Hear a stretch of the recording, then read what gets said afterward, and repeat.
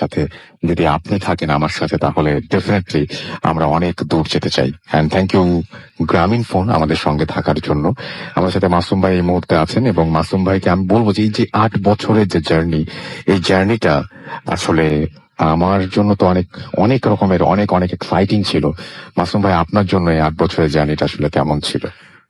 শুরুটা খুবই মানে কিছু না জেনেই শুরু হয়েছিল। হ্যাঁ, এখন পর্যন্ত বহমান। এখনো পর্যন্ত বহমান।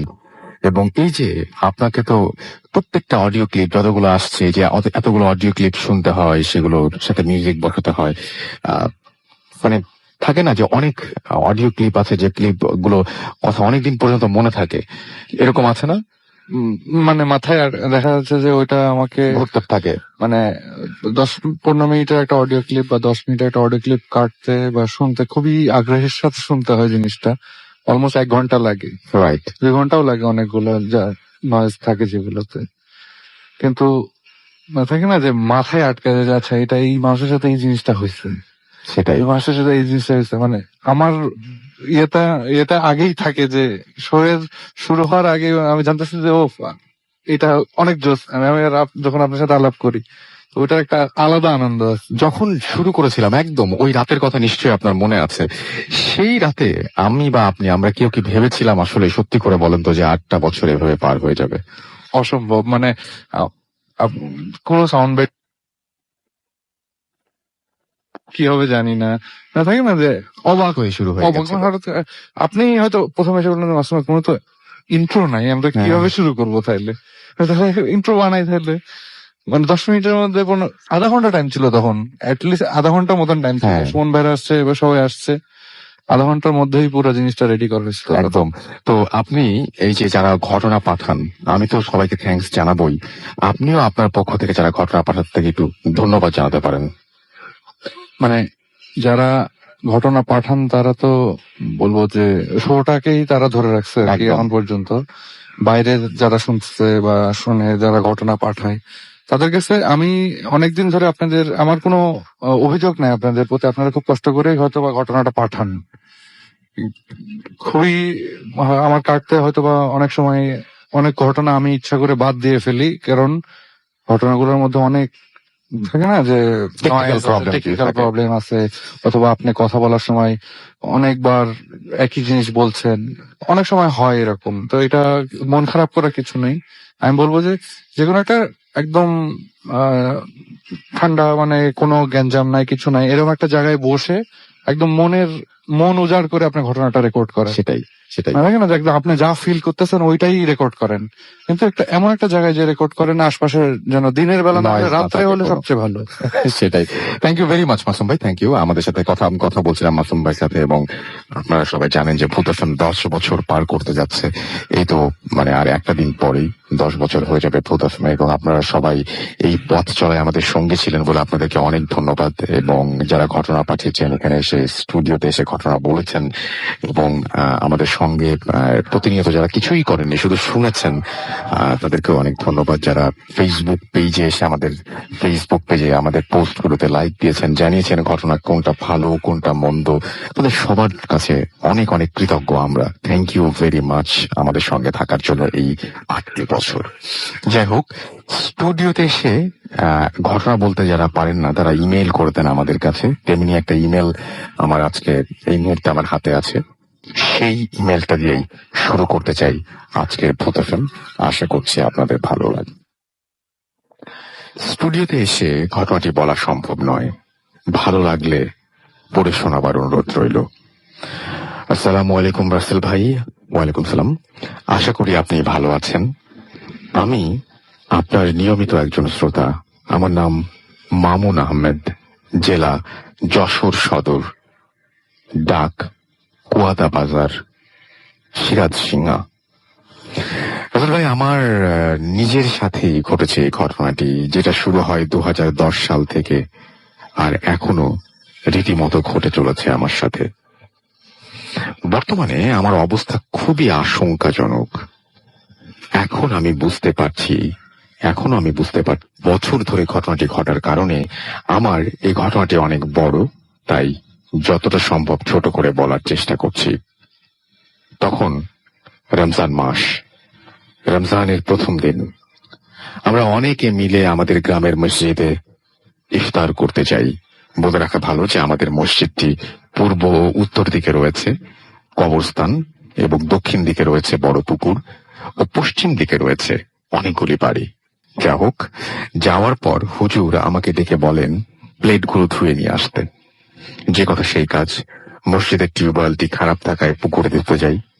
প্লেটগুলো প্রায় ধোয়া শেষ এমন সময় আমি খেয়াল করলাম আমার কানে কেমন যেন একটা সাউন্ড আসতে লাগছে। আওয়াজটি মনে হচ্ছিল আকাশের দিক থেকে আসছে। আমি আকাশের দিকে তাকিয়ে দেখতে পেলাম কি যেন শাড়ি বেঁধে খুব দ্রুত চলে যাচ্ছে। এমন সময় আমি লক্ষ্য করলাম যে কে যেন আমার দিকে এগিয়ে আসছে আকাশ থেকে। আমার চোখের পলক পড়তেই দেখতে পেলাম যে যে আসছিলেন সে আমার সামনে। সে আমাকে বলল, ভয় পেও না, আমি তোমার কোনো ক্ষতি করব না। তাকে দেখতে খুবই উজ্জ্বল লাগছিল, গায়ে জরি জাতীয় লম্বা পোশাক, হাতে ছিল একটা লাঠি জাতীয় কিছু, মাথার চুল পায়ের গোড়ালি পর্যন্ত। আমি তার কথার জবাবে বলি, আমি তো ভয় পেয়েছি।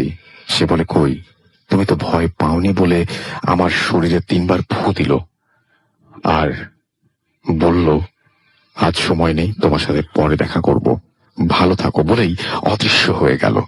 আমি প্লেটগুলো নিয়ে উপরে উঠে আসি। তারপর আমি আমার বন্ধুদের বলি, তোমরা কি কিছু দেখেছো আমার সামনে দাঁড়িয়ে থাকতে? ওরা বলে, কই না তো।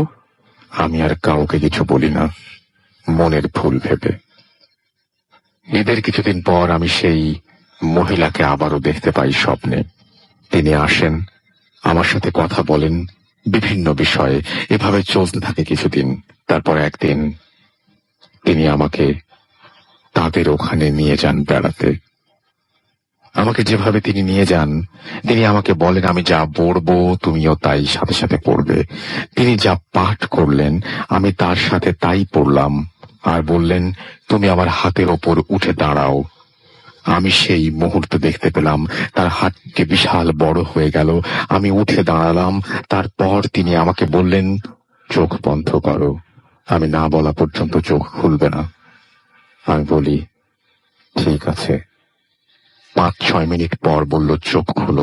আমি চোখ খুলতেই দেখতে পেলাম রাজপ্রাসাদের মতো বাড়ি, মনে হচ্ছিল সোনা দিয়ে তৈরি করা, চারিদিকে ফুলের বাগান, অনেক বড় বড় গাছপালা, আর অনেক অদ্ভুত কিছু।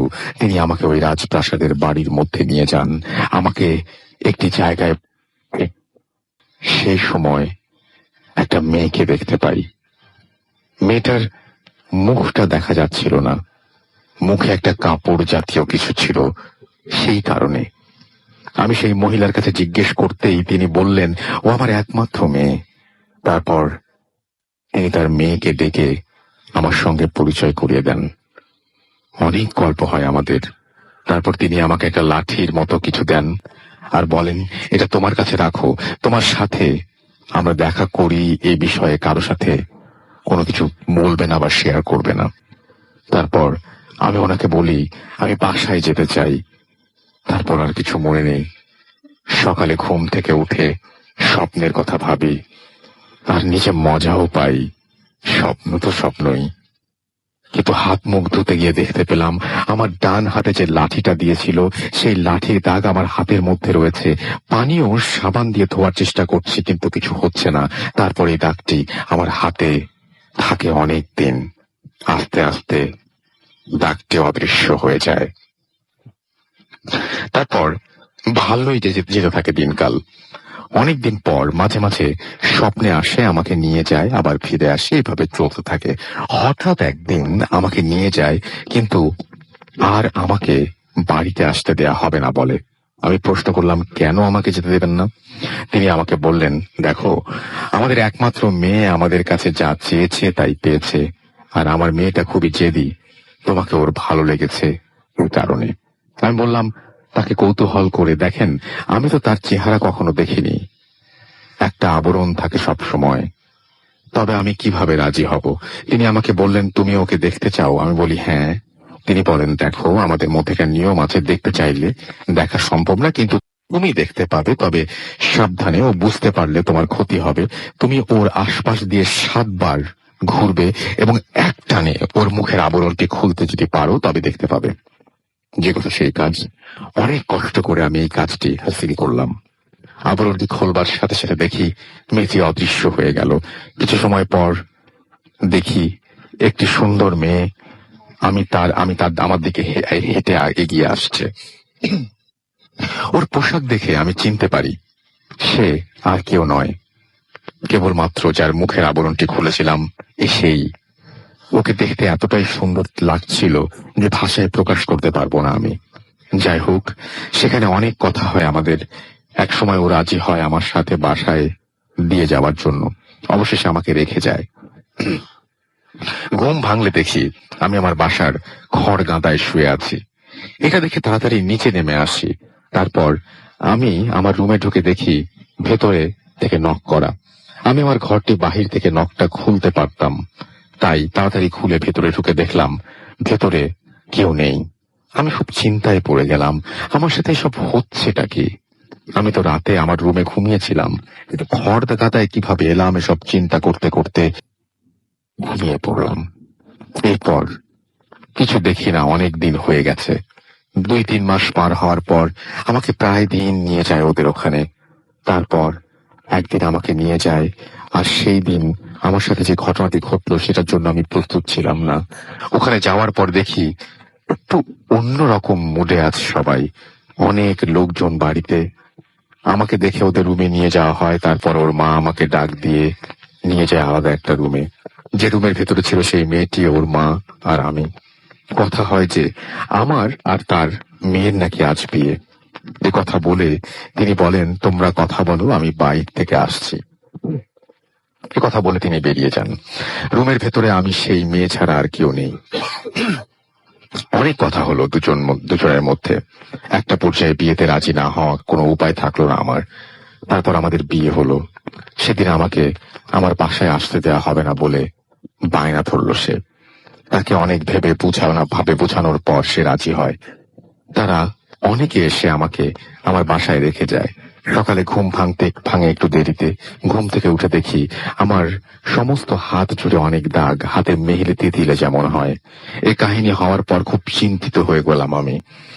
কেউ যাতে কিছু না বুঝতে পারে সে কারণে আমি হাতওয়ালা শার্ট পরে ঘুরতাম। তারপর ভালোভাবে কাটতে লাগলো। কিছুদিন যাওয়ার পর একদিন আমি আমার বাজার থেকে বাড়ির দিকে একা একা আসছিলাম। রাস্তা ফাঁকা, এক পাশে মাঠ, অন্য পাশে বাগান। হঠাৎ আমার সামনে এসে হাজির হলো আমার সেই স্বপ্নে দেখা মেয়েটি, যার সাথে কিছুদিন আগে আমার বিয়ে হয়েছিল। আমি তখন থমকে দাঁড়িয়েছিলাম, আমার মুখে কোনো ভাষা ছিল না, শুধু শরীরটা ঘামছিল। ঠিক সে সময় ও বলল, আমায় চিনতে পারছো না? এমন ভাবে অনেক কথা বলে এক সময় ও আজ আমি তোমাদের ওখানে নিয়ে যাব, আমাকে নিয়ে যাবে এবং আসতে দেবে না বলে বায়না করে। আমি ভাবতে পারছিলাম না আমি কি করব। ওকে আমি অনেক কথা বলে ফেরত পাঠিয়ে দিলাম। ও চলে গেল। মাঝে মধ্যে ও এসে আমার সাথে সরাসরি দেখা করত এবং বলতো। এভাবে কাটতে লাগলো জীবন। 3-4 মাস আর আসে না, দেখা হয় না। মনে মনে ভাবলাম, যাক, বাঁচা গেছে। 2014 সাল। আমি তখন কলেজে নতুন। অনেক বন্ধু হলো আমার।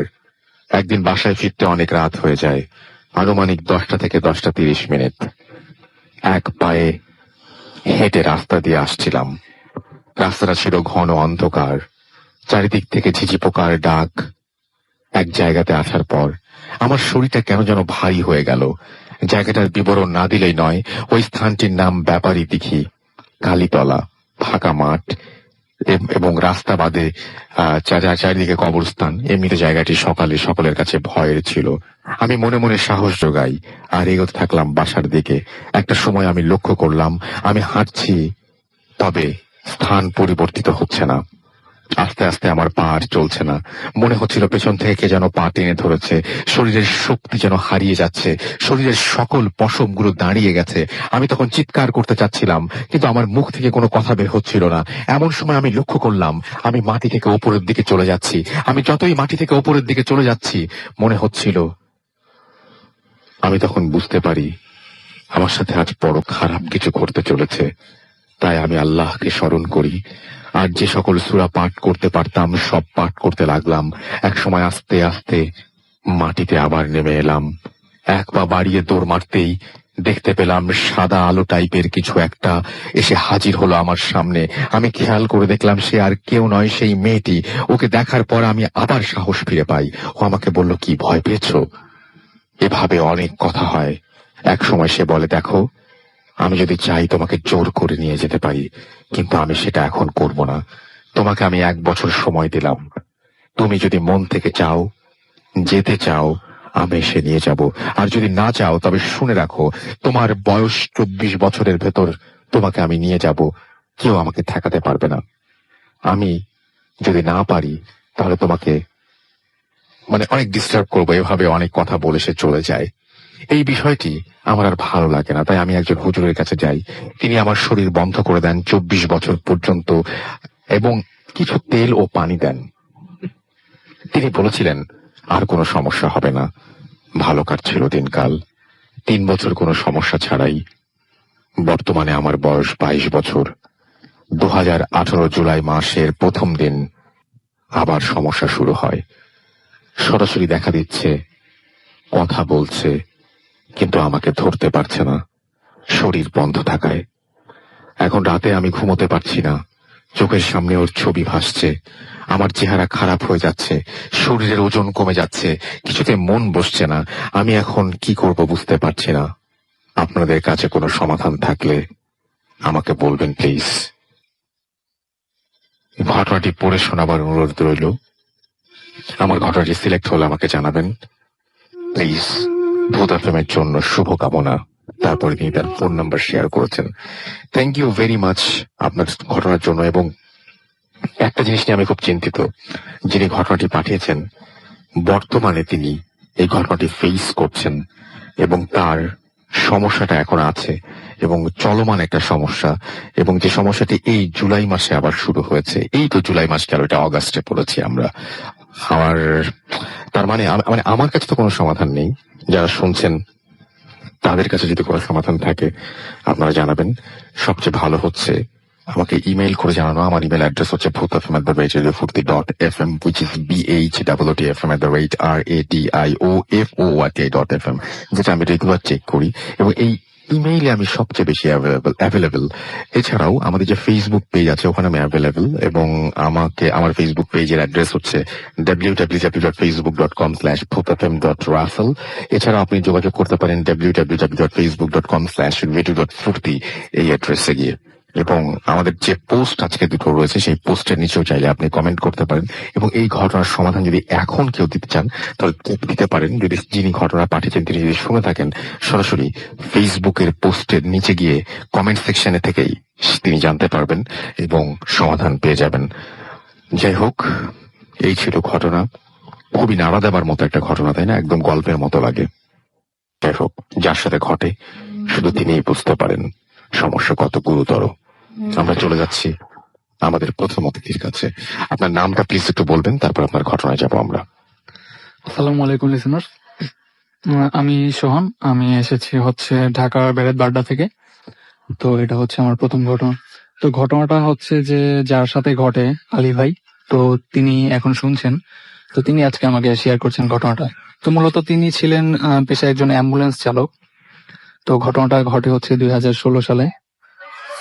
ঢাকার কোনো একটা হসপিটাল থেকে একটা লাশ নিয়ে যাওয়ার জন্য তাকে বলা হয় যে ঢাকা টু সিলেট যেতে হবে। তো হসপিটাল থেকে সব কাগজপত্র নিয়ে তিনি লাশের সাথে পেছনে ছিল হচ্ছে তার ফ্যামিলির 2 জন, আর সাথে ছিল তার একজন সহকারী। তো তিনি লাশ নিয়ে যথারীতি অ্যাম্বুলেন্স নিয়ে রওনা দেন। রাত সন্ধ্যা 8টা কি 8:30 এরকম হবে।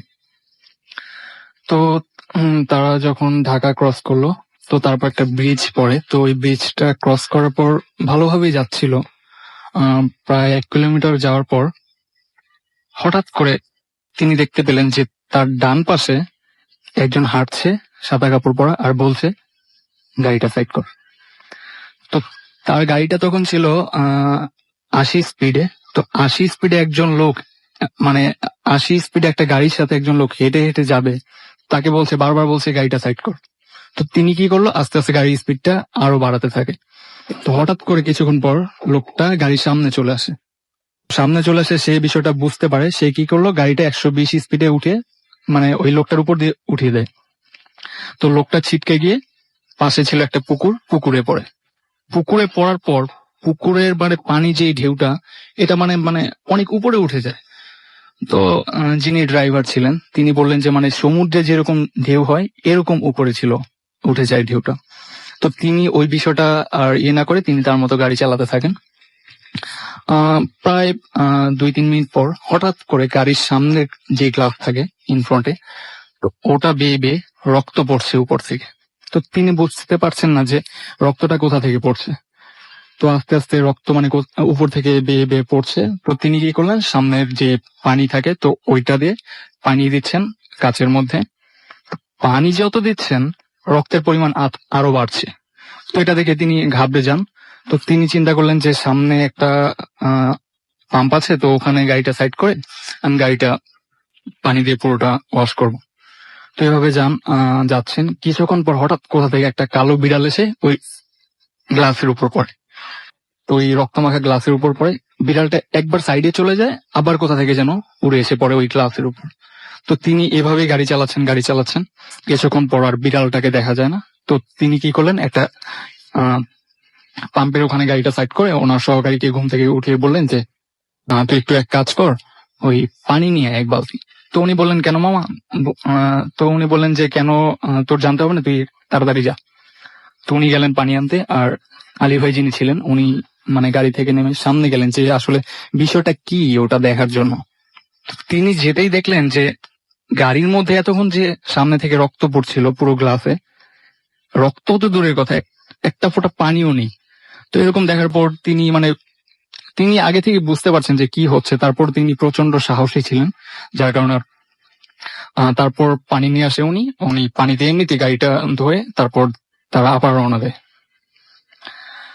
তো এভাবে যাচ্ছে, যখন তারা হচ্ছে যে শ্রীমঙ্গল ঢুকবে, তখন শ্রীমঙ্গলে ওখানে একটা পুলিশ তাদেরকে আটকায়, যে বলে সামনে ডাকাতের ভয় আছে, তো হয়তো বা প্রবলেম হতে পারে। তো আপনারা এক কাজ করেন, ওয়েট করেন, যদি আরো 2-3টা গাড়ি আসে একসাথে ছাড়বো আপনাদের। তো তিনি বললেন যে আমাদের তাড়াতাড়ি যেতে হবে, প্লিজ ছেড়ে দেন। তো এটা বলে অনুমতি নিয়ে তিনি যান। তো শ্রীমঙ্গল দিয়ে যখন যাচ্ছেন, হঠাৎ করে রাস্তার দুপাশ থেকে বড় বড় পাথর এসে গাড়ির উপর পড়ছে। তো কোথা থেকে এত বড় পাথরগুলো আসছে মানে তিনি বুঝতে পারছেন না।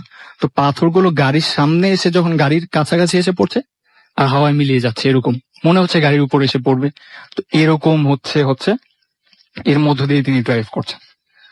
তো আর কিছুক্ষণ যাওয়ার পর তো গাড়িটা একটু ঝাঁকি লাগে, আর পেছনে যে লাশটা ছিল স্ট্রেট চালায়, তো লাশটা নিচে পড়ে।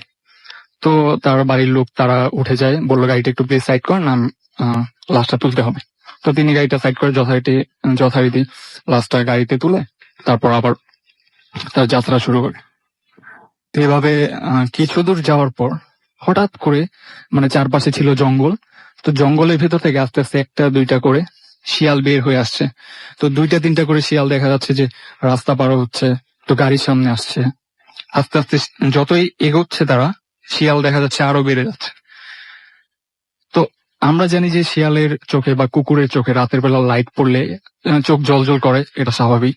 কিন্তু তার মতে ওই শিয়ালগুলোর চোখের এতটা পাওয়ার ছিল আলোর, তার গাড়ির হেডলাইটের চাইতেও বেশি, এরকম তার চোখে পড়া মাত্র মানে সে কিছুই দেখতে পাচ্ছে না। এর মাঝখানে তিনি গাড়ি ড্রাইভ করছেন। তো এভাবে যতক্ষণ পারছে এগুলোকে মানে কাটিয়ে তিনি গাড়ি ড্রাইভ করছে। তো আর কিছু দূর যাওয়ার পর আর শিয়ালগুলোকে দেখা যাচ্ছে না। তো সাইডে ছিল ছোট্ট একটা গর্তের মতো, গাড়ির চাক্কাটা ওখানে পড়ে গাড়িটা আটকে যায়। তো ওখানেই গাড়িটা স্টপ হয়ে যায়। তিনি কি করলেন, তার সহকারীকে নিয়ে গাড়িটা থেকে নামেন। গাড়িটা নামার পর তিনি দেখলেন যে বলল ধাক্কা দিয়ে দেখি হয় কিনা। গাড়িটাও স্টার্ট হচ্ছে না, ধাক্কা দিয়ে তুলতে পারছে না। তো তিনি স্মোক করতেন, একটা সিগারেট ধরালেন যে অনেকক্ষণ ড্রাইভ করলাম দেখি। তো তিনি সিগারেটটা নিয়ে গাড়িতে উঠলেন, স্টার্ট দেওয়ার সাথে সাথে গাড়ি স্টার্ট হয়ে গেল এবং ওখান থেকে উঠে গেল। তো তিনি স্মোক করছেন আর ড্রাইভ করছেন। প্রায় 4-5 মিনিট ড্রাইভ করার পর মানে যতক্ষণ তার হাতে সিগারেটটা ছিল তিনি ভালোভাবে ড্রাইভ করছেন। তো যখনই সিগারেটটা ফেলে দিলেন তিনি দেখছেন যে সামনে মানে তুমুল পরিমাণ ঝড় হচ্ছে। চারপাশে যত গাছপালা আছে ভেঙে ভেঙে রাস্তার উপর এসে পড়ছে, তার গাড়ির উপর এসে পড়ে, সাইডে পড়ে, মানে এরকম মনে হচ্ছে। আর তিনি তার লুকিং গ্লাসে দেখতে পান পেছনে পুরো ক্লিয়ার, আকাশ পর্যন্ত পরিষ্কার দেখা যাচ্ছে, কিচ্ছু হচ্ছে না, পুরো পরিবেশটাই শান্ত, কিন্তু সামনে প্রচন্ড ঝড়। তো এভাবে তিনি ড্রাইভ করছেন, তিনি গাড়ির স্পিড কমিয়ে দেন, 40-50 নিয়ে আসেন। তো এভাবে কিছু দূর যাওয়ার পর তিনি দেখেন যে সামনে থেকে সাদা কাপড় পরা কিছু মানুষ আসছে হেঁটে হেঁটে রাস্তার দুপাশ দিয়ে। তো মানুষগুলো ছিল মানে সাধারণ মানুষের চাইতে একটু লম্বা। আর তো তিনি যখন আস্তে আস্তে আগাচ্ছেন, তার মনে হচ্ছে শত শত মানুষ ওই দিক থেকে হেঁটে আসছে গাড়ির দিকে। তো মানুষগুলো চেহারা প্রায় সেম ছিল, আর তার মতে যে মানুষগুলো চেহারাটা এত সুন্দর ছিল যে মানে পৃথিবীতে এমন সুন্দর মানুষ আসলে মানে তার দেখা মতে তিনি এমন সুন্দর মানুষ কখনো দেখেননি কোথাও। তো এরকম ছিল। তো এভাবে মানুষগুলো দেখা যাচ্ছে তার গাড়ির সামনে এসে ডিস্টার্ব করছে, গাড়ির সামনে দিয়ে হেঁটে যাচ্ছে। তিনি যতটুকু পারছেন তাদেরকে কাটিয়ে চলে যাচ্ছেন, আর যারা সামনে চলে আসছে তাদের উপর দিয়ে চালাচ্ছেন, কারণ তিনি জানেন যে এটা কোনো সাধারণ কিছু নয়। তো এভাবে অনেকক্ষণ যাচ্ছে। তো এভাবে যাওয়ার পর এটা ক্রস করে তারা সোজাই যাচ্ছে, কিন্তু সামনে গিয়ে ডানে বামে আর কোনো রাস্তা খুঁজে পাচ্ছে না। তো তিনি পেছনে বললেন যে আচ্ছা, আমরা যে যাচ্ছি আপনারা কোথায় যাবেন সেটা বলেন, আমি তো রাস্তা খুঁজে পাচ্ছি না ডানে বামে। ওনারাও দেখলো যে রাস্তা ডানে বামে কোথাও খুঁজে পাওয়া যাচ্ছে না। আর পেছন থেকে তখন গাড়ির মধ্যে অনবরত কে যেন ঢিল ছুটছে, আর পেছন থেকে ওই লাশের সাথে যেই দুইজন ছিল তার ফ্যামিলি, তারা বলছে ভাই দেখেন পেছনে গ্লাসগুলো ভেঙে পড়ছে, কে যেন ঢিল ছুটছে। উনি বললেন আপনারা যত পারেন দোয়া দরুদ পড়েন, এরকম বিষয়গুলো আপনাদের দেখার দরকার নেই, আপনারা জাস্ট দোয়া দরুদ যা পারেন পড়তে থাকেন। তারপর এভাবে চলতে থাকে। কিছুদূর যাওয়ার পর তিনি পেছন থেকে ওরা বলল যে গাড়িটা ব্যাক করেন, সামনে গিয়ে ডান দিকে যেতে হবে। তো উনি গাড়িটা ব্যাক করলেন। তো ব্যাক করার পরই হঠাৎ করে পেছন থেকে ওরা বলল যে লাশ থেকে রক্ত বের হচ্ছে, লাশের মাথা থেকে। তো উনি পেছনে গেলেন, ওনার কাছে বিষয়টা একটু মানে কেমন যেন লাগলো, যে লাশটা আসলে পোস্টমর্টমের লাশ ছিল না, আর হচ্ছে এটা কোনো মানে অদ্ভুত মৃত্যু ছিল না। এটা হচ্ছে যে পুরোটা হার্ট অ্যাটাকে মারা গিয়েছিল স্বাভাবিক। আর তার মাথার পেছনে কোনো কাটা ছেঁড়া ছিল না, মাথার পেছন থেকে রক্ত বের হচ্ছিল, নাক মুখ দিয়ে অনবরত রক্ত পড়ছিল। তার মনে হচ্ছে যে গাড়িটা রক্ত দিয়ে ধোয়া হয়েছে, ভেতরটা এরকম হয়ে যাচ্ছিল। তো তিনি তুলা ছিল, স্যাবলন ছিল, এগুলো দিয়ে পরিষ্কার করে বললেন যে আপনারা একটু দেখবেন পেছনে, সামনে তো আপনারা নেমে যাবেন, তো আর আশা করি প্রবলেম হবে না। তো এভাবে কিছু দূর যাচ্ছেন, তো হঠাৎ তার মনে হলো যে গাড়ির উপর কেউ মানে গাড়ির উপর থেকে ভাঙার চেষ্টা করছে, হ্যামার দিয়ে বাড়ি দেওয়া বা কিরকম দা দিয়ে কোপ দেওয়া, এরকম বিষয়টা তার মনে হচ্ছে। তো তিনি মানে চিন্তা করলেন গাড়ির উপর এটা আবার কি হচ্ছে। তো তখনও কিন্তু চারদিকে ঘুটঘুটে অন্ধকার, তখন প্রায় সকাল হচ্ছে 5:30টার মতো, আজান প্রায় দিয়ে দিবে তখন এরকম সময়। তারপরও গাড়ির হেডলাইট অফ করলে তিনি চারপাশে কিচ্ছু দেখতে পাচ্ছেন না। তো গাড়ির উপরে যে অ্যাম্বুলেন্সের লাইট থাকে ওইটার আলোতে তিনি মানে চেষ্টা করলেন যে দেখি উপরে কি হচ্ছে। তিনি লুকিং গ্লাসটা আস্তে করে উপরের দিকে ঘুরিয়ে দিলেন দেখার জন্য। তো লুকিং গ্লাসে তিনি দেখলেন যে গাড়ির উপরে দুইজন বসে আছে, তারা কিছুটা মানুষের মতো, কিন্তু আসলে মানুষ বলা যায় না, যে তাদের শরীরটা ছিল মানে কালো লোমে ভরা, তারা দেখতেও কালো ছিল। বড় দুজন বসে আছে গাড়ির উপর, আর 2-3টা শিয়াল গাড়ির উপর লাফালাফি করছে, এখান থেকে ওখানে মারামারি করছে, এরকম তার কাছে মনে হচ্ছে। তিনি সূরা ইউনূস পাঠ করেন, তিনি মানে এভাবে চালাচ্ছেন যে আল্লাহ কি হচ্ছে আমার সাথে এসব।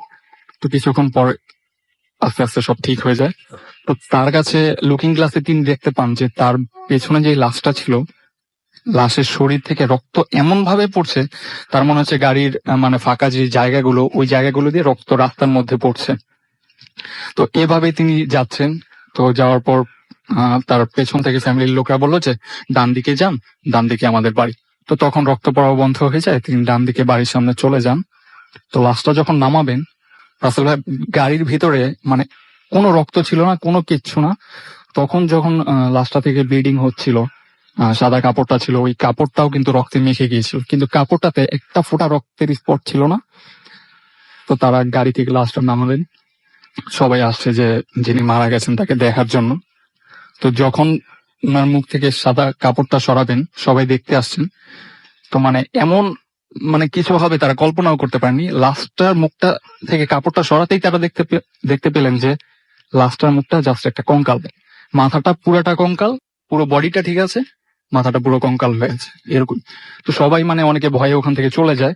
তো অনেকে ওই ড্রাইভার আলী ভাইকে ধরেন যে আসলে কি হলো, লাশটা ঠিক মতো এটা কার লাশ? তো উনি বললেন লাশ তো ঠিকই ছিল, আপনার বাড়ির লোকেরা ছিল পেছনে, ওদেরকে জিজ্ঞেস করেন। তো বললেন এভাবে এরকম হলো কিভাবে? উনি বলেন আমি তো জানি না, পথির মধ্যে এরকম হয়েছে, অনেক সমস্যা হয়েছে, তো লাশটা জাস্ট মানে আমিও বুঝতে পারছি না, আমিও তো কিছুক্ষণ আগে দেখেছি যে লাশটা থেকে ব্লিডিং হচ্ছিল, ঠিক আছে লাশটা, এখন মাথাটা এরকম হলো কিভাবে? তো এটা বলার পর তিনি বললেন আমার ভাড়াটা দিয়ে দেন, আমি চলে যাই। তো অনেক আকুতি মিনতি করে ভাড়াটা নিয়ে তিনি চলে আসার সময় অনেকে নাকি বলছিলেন যে আসলে হয়তো মানুষ দুনিয়াতে খারাপ কাজ করলে এরকম হয় পরবর্তীতে। তো অনেকে বলছিলেন যে লোকটা নাকি মানে দুনিয়াতে ভালো ছিল না, আল্লাহ মাফ করুক, মানে তেমন বলছিল। তো তিনি ওখান থেকে ঢাকা আসতে তখন তার সময় লাগে মাত্র 3 ঘন্টা। বাট সে যে ঢাকা থেকে সিলেট গিয়েছিল রাত্রে সন্ধ্যা 8টা কি 8:30 থেকে তার সকাল 6টা পর্যন্ত সময় লেগেছিল যেতে, কোনো জ্যাম ছাড়াই। না রাতের বেলা কিন্তু রাস্তায় কোনো জ্যাম থাকে না, ফাঁকা, আর সময় সর্বোচ্চ 3 থেকে 4 ঘন্টার মধ্যে পৌঁছানো যায়। তো তিনি আসার সময় ঠিক 3 ঘন্টার মধ্যে চলে আসছে। তো হসপিটালে আসার পর তিনি সবাইকে বলেন যে এই ঘটনাটা, সব কাগজপত্র যা ছিল জমা দিয়ে তিনি কিছুদিনের জন্য ওই অ্যাম্বুলেন্স চালানো ছেড়ে দেন। তো এটা ছিল 2016 সালে তার সাথে ঘটা ঘটনা। তো এই ছিল রাসেল ভাই আমার first story. Thank you so much আপনার ঘটনার জন্য, আপনাকে অনেক অনেক ধন্যবাদ। এবং আমি দেখতে পাচ্ছি অনেকে আমাকে কমেন্ট করছেন। কারণ একটু চিন্তা করে দেখেন যে লাশ, আমি প্রথম শুনলাম যে একটা লাশ খোলার পরে দেখা যায় যে মাথাটা শুধু কঙ্কাল হয়ে আছে, পুরো লাশটা ঠিক আছে। এটা খুবই অদ্ভুত ব্যাপার। মাথা অনেকে খেয়ে ফেলে বা কলিজা খেয়ে ফেলে, এরকম ধরনের অনেক কিছু শোনাচ্ছি আমরা। বাট এটা অনেক নতুন একটা ব্যাপার যে একটা লাশ আপনি খোলার পরে দেখতে পেলেন যে তার মাথাটা কঙ্কাল হয়ে আছে। ভাবুন, শুধু একবার চিন্তা করে দেখুন যে আপনার সামনে লাশের কাফন সরানোর সময় সঙ্গে সঙ্গে যদি আপনি এরকম কোন দৃশ্য দেখেন, সেই দৃশ্যটা কিভাবে নেবেন? ইয়াসিন শেফরাজ শফিন, খুবই ভয় লাগছে, চালিয়ে যান, লিখেছেন তাই। সালমান খান আমাদের লিখেছেন রাসেল ভাই কমেন্ট পড়া হয় না, আমি নাটোর থেকে শুনছি।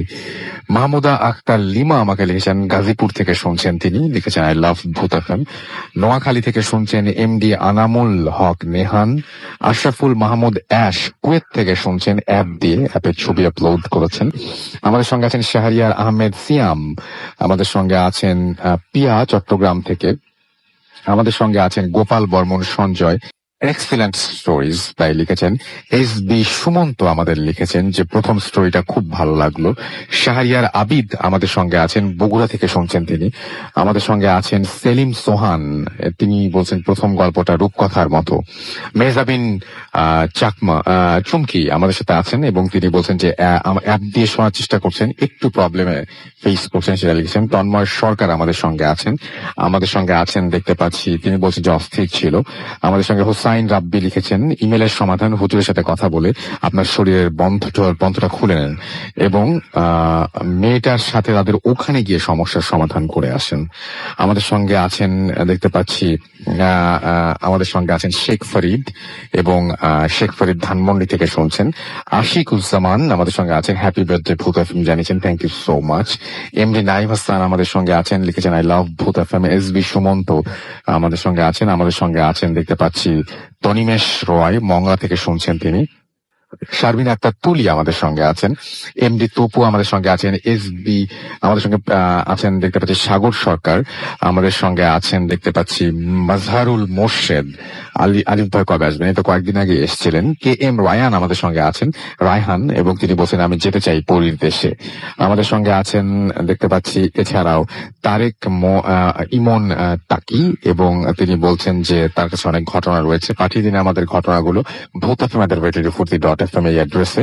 এমডি রিয়াদ হোসাইন শান্ত আমাদের সঙ্গে আছেন, আমাদের সঙ্গে আছেন লিটন নাটোর থেকে, আমাদের সঙ্গে আছেন শাহরিয়ার আবিদ বগুড়া থেকে, আমাদের সঙ্গে আছেন নবীন রহমান, তিনিও নাটোর থেকে শুনছেন। এমডি ওমর আমাদের সঙ্গে আছেন, আমাদের সঙ্গে আছেন আতিকুর রহমান সাতক্ষীরা থেকে শুনছেন। খুশি চৌধুরী আমাদের সঙ্গে আছেন এবং আছে মাথা পেইন করছে, তাও ভূত এফএম শুনছি, বন্ধ করছি না। আপনার সুস্থতা কামনা করছি। আমাদের সঙ্গে আছেন স্নিগ্ধা মনিকা এবং আমাদের সঙ্গে আছেন আরিয়ান খান। এছাড়া আমাদের সঙ্গে আছেন দেখতে পাচ্ছি ম্যাট ব্রোডি, খুলনা থেকে শুনছেন তিনি। আমাদের সঙ্গে আছেন রানা খান। আর যে সবুজ আমাদের সঙ্গে আছেন, ইমেলটা অসাধারণ। আমাদের সঙ্গে আছেন দেখতে পাচ্ছি এস বি সুবন রানা পাবনা থেকে। আমাদের সঙ্গে আছেন শুভ মাহমুদ, পল্টন থেকে শুনছেন তিনি। মোস্তাকিম আমাদের সঙ্গে আছেন। আমাদের সঙ্গে আছেন আফরান ফাহাদ, আমাদের সঙ্গে আছেন সাদিয়া সুলতানা, রাউফ ইসলাম আমাদের সঙ্গে আছেন। আমাদের সঙ্গে আছেন এমডি সাব্বির সহ আরো অনেকে। আপনাদের সবাইকে অনেক ধন্যবাদ। আমি একে একে আরো মেসেজ পড়ার বা আপনাদের কমেন্ট পড়ার চেষ্টা করবো। আপাতত একটা ছোট্ট বিরতিতে চলে যাবো এবং বিরতির পরে আবারও ফিরে আসবো। সেই পর্যন্ত আমাদের সঙ্গেই থাকুন। Stay tuned to Radio Foodie, Area FM, and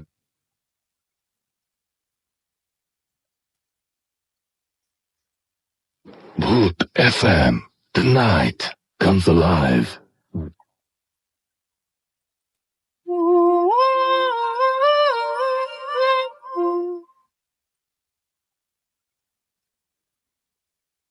yes, the night comes alive with Graminphone. You are listening to Radio Food Theater FM. আমি রাসেল আছির সাথে, আমার সাথে রয়েছে মাসুম ভাই এবং আজকের অতিথিরা। আমাদের যে রেডিও ফুড পেজ, সেই পেজ থেকেও কিছু মেসেজ কিছু কমেন্ট আমি পড়তে চাই। আমাদের সঙ্গে আছেন তৌহিদ, আমাদের সঙ্গে আছেন সবুজ মেহরাব হোসেন, তিনি শুনছেন কুষ্টিয়া থেকে। আমাদের সঙ্গে আছেন স্বপ্নিল রহমান, এছাড়াও শেখ আজহার রাফি আমাদের সঙ্গে আছেন, অ্যাপ দিয়ে শুনছেন। নোভেলিস্ট বক্তি আমাদের সঙ্গে আছেন। আমাদের সঙ্গে আছেন দেখতে পাচ্ছি RH রাকিব আল হাসান, আমাদের সঙ্গে আছেন দেখতে পাচ্ছি আহমেদ মুয়াজ্জেম, এছাড়াও আমাদের সঙ্গে আছেন নাইম ইসলাম নীরব, আমাদের সঙ্গে আছেন আহমেদুর রহমান সুমন, বগুড়া থেকে শুনছেন। মোহাম্মদ নাহিদ হাসান চাঁদপুর থেকে শুনছেন। আমাদের সঙ্গে আছেন রকিবুল আহমেদ, তিনি বলছেন যে ইমেলটি অনেক ভালো ছিল। সাইমা আমাদের সঙ্গে আছেন এবং ঢাকা ইউনিভার্সিটি থেকে তিনি শুনছেন আমাদের সাথে। আছেন এই মুহূর্তে শাহরিয়ার শুভ, এছাড়াও এমডি আসমাউল হক নীল আমাদের সঙ্গে আছেন। রাফসান আহমেদ স্পর্শ, তারা 5 বন্ধু মিলে শুনছেন। আমাদের সঙ্গে আছেন অফুরন্ত প্রেম, এছাড়াও আমাদের সঙ্গে আছেন দেখতে পাচ্ছি সাদিক প্রত্যয়, আছেন SM Masum Khan, the great little boy আমাদের সঙ্গে আছেন। আমাদের সঙ্গে আছেন আশিকুর রহমান প্রান্ত, এছাড়াও আমাদের সঙ্গে আরো অনেকেই আছেন, যেমন ইয়াসিন শাফিন আমাদের সঙ্গে আছেন। আমাদের সঙ্গে আছেন শম্পা, এছাড়াও আমাদের সঙ্গে এবং শম্পা শেলি আমাদের সঙ্গে আছেন দেখতে পাচ্ছি। এছাড়াও আরাফাত ফয়সাল আরাফাত আমাদের সঙ্গে আছেন। দেখতে পাচ্ছি মোহাম্মদ হুসাইন, আব্দুল্লাহ আল সৌদ, সাইম রহমান রায়ান সিনিয়র মিরপুর থেকে, SA বনি আমাদের সঙ্গে আছেন। মোহাম্মদ ওসমান সাদি আমাদের সঙ্গে আছেন। আমাদের সঙ্গে আছেন MD পারভেজ নয়ন জিনাইদা কালীগঞ্জ থেকে, MD রাকিব আল হাসান আমাদের সঙ্গে আছেন। আমাদের সঙ্গে আছেন হাসান রেজা আছেন। আমাদের সঙ্গে আহমেদ শাহেদ, শূন্য চিরকুট, মেঘবরণ অম্বর, আরিফ ইসলাম, ফারহানা নীলু আমাদের সঙ্গে আছেন এই মুহূর্তে দেখতে পাচ্ছি। এছাড়াও SM মাসুম খান আমাদের সঙ্গে আছেন, আহমেদ শাহেদ, মোহাম্মদ আলহাজ আলী, এছাড়াও আছেন সৌরভ চৌধুরী, DCS সৌরভ খুলনা থেকে।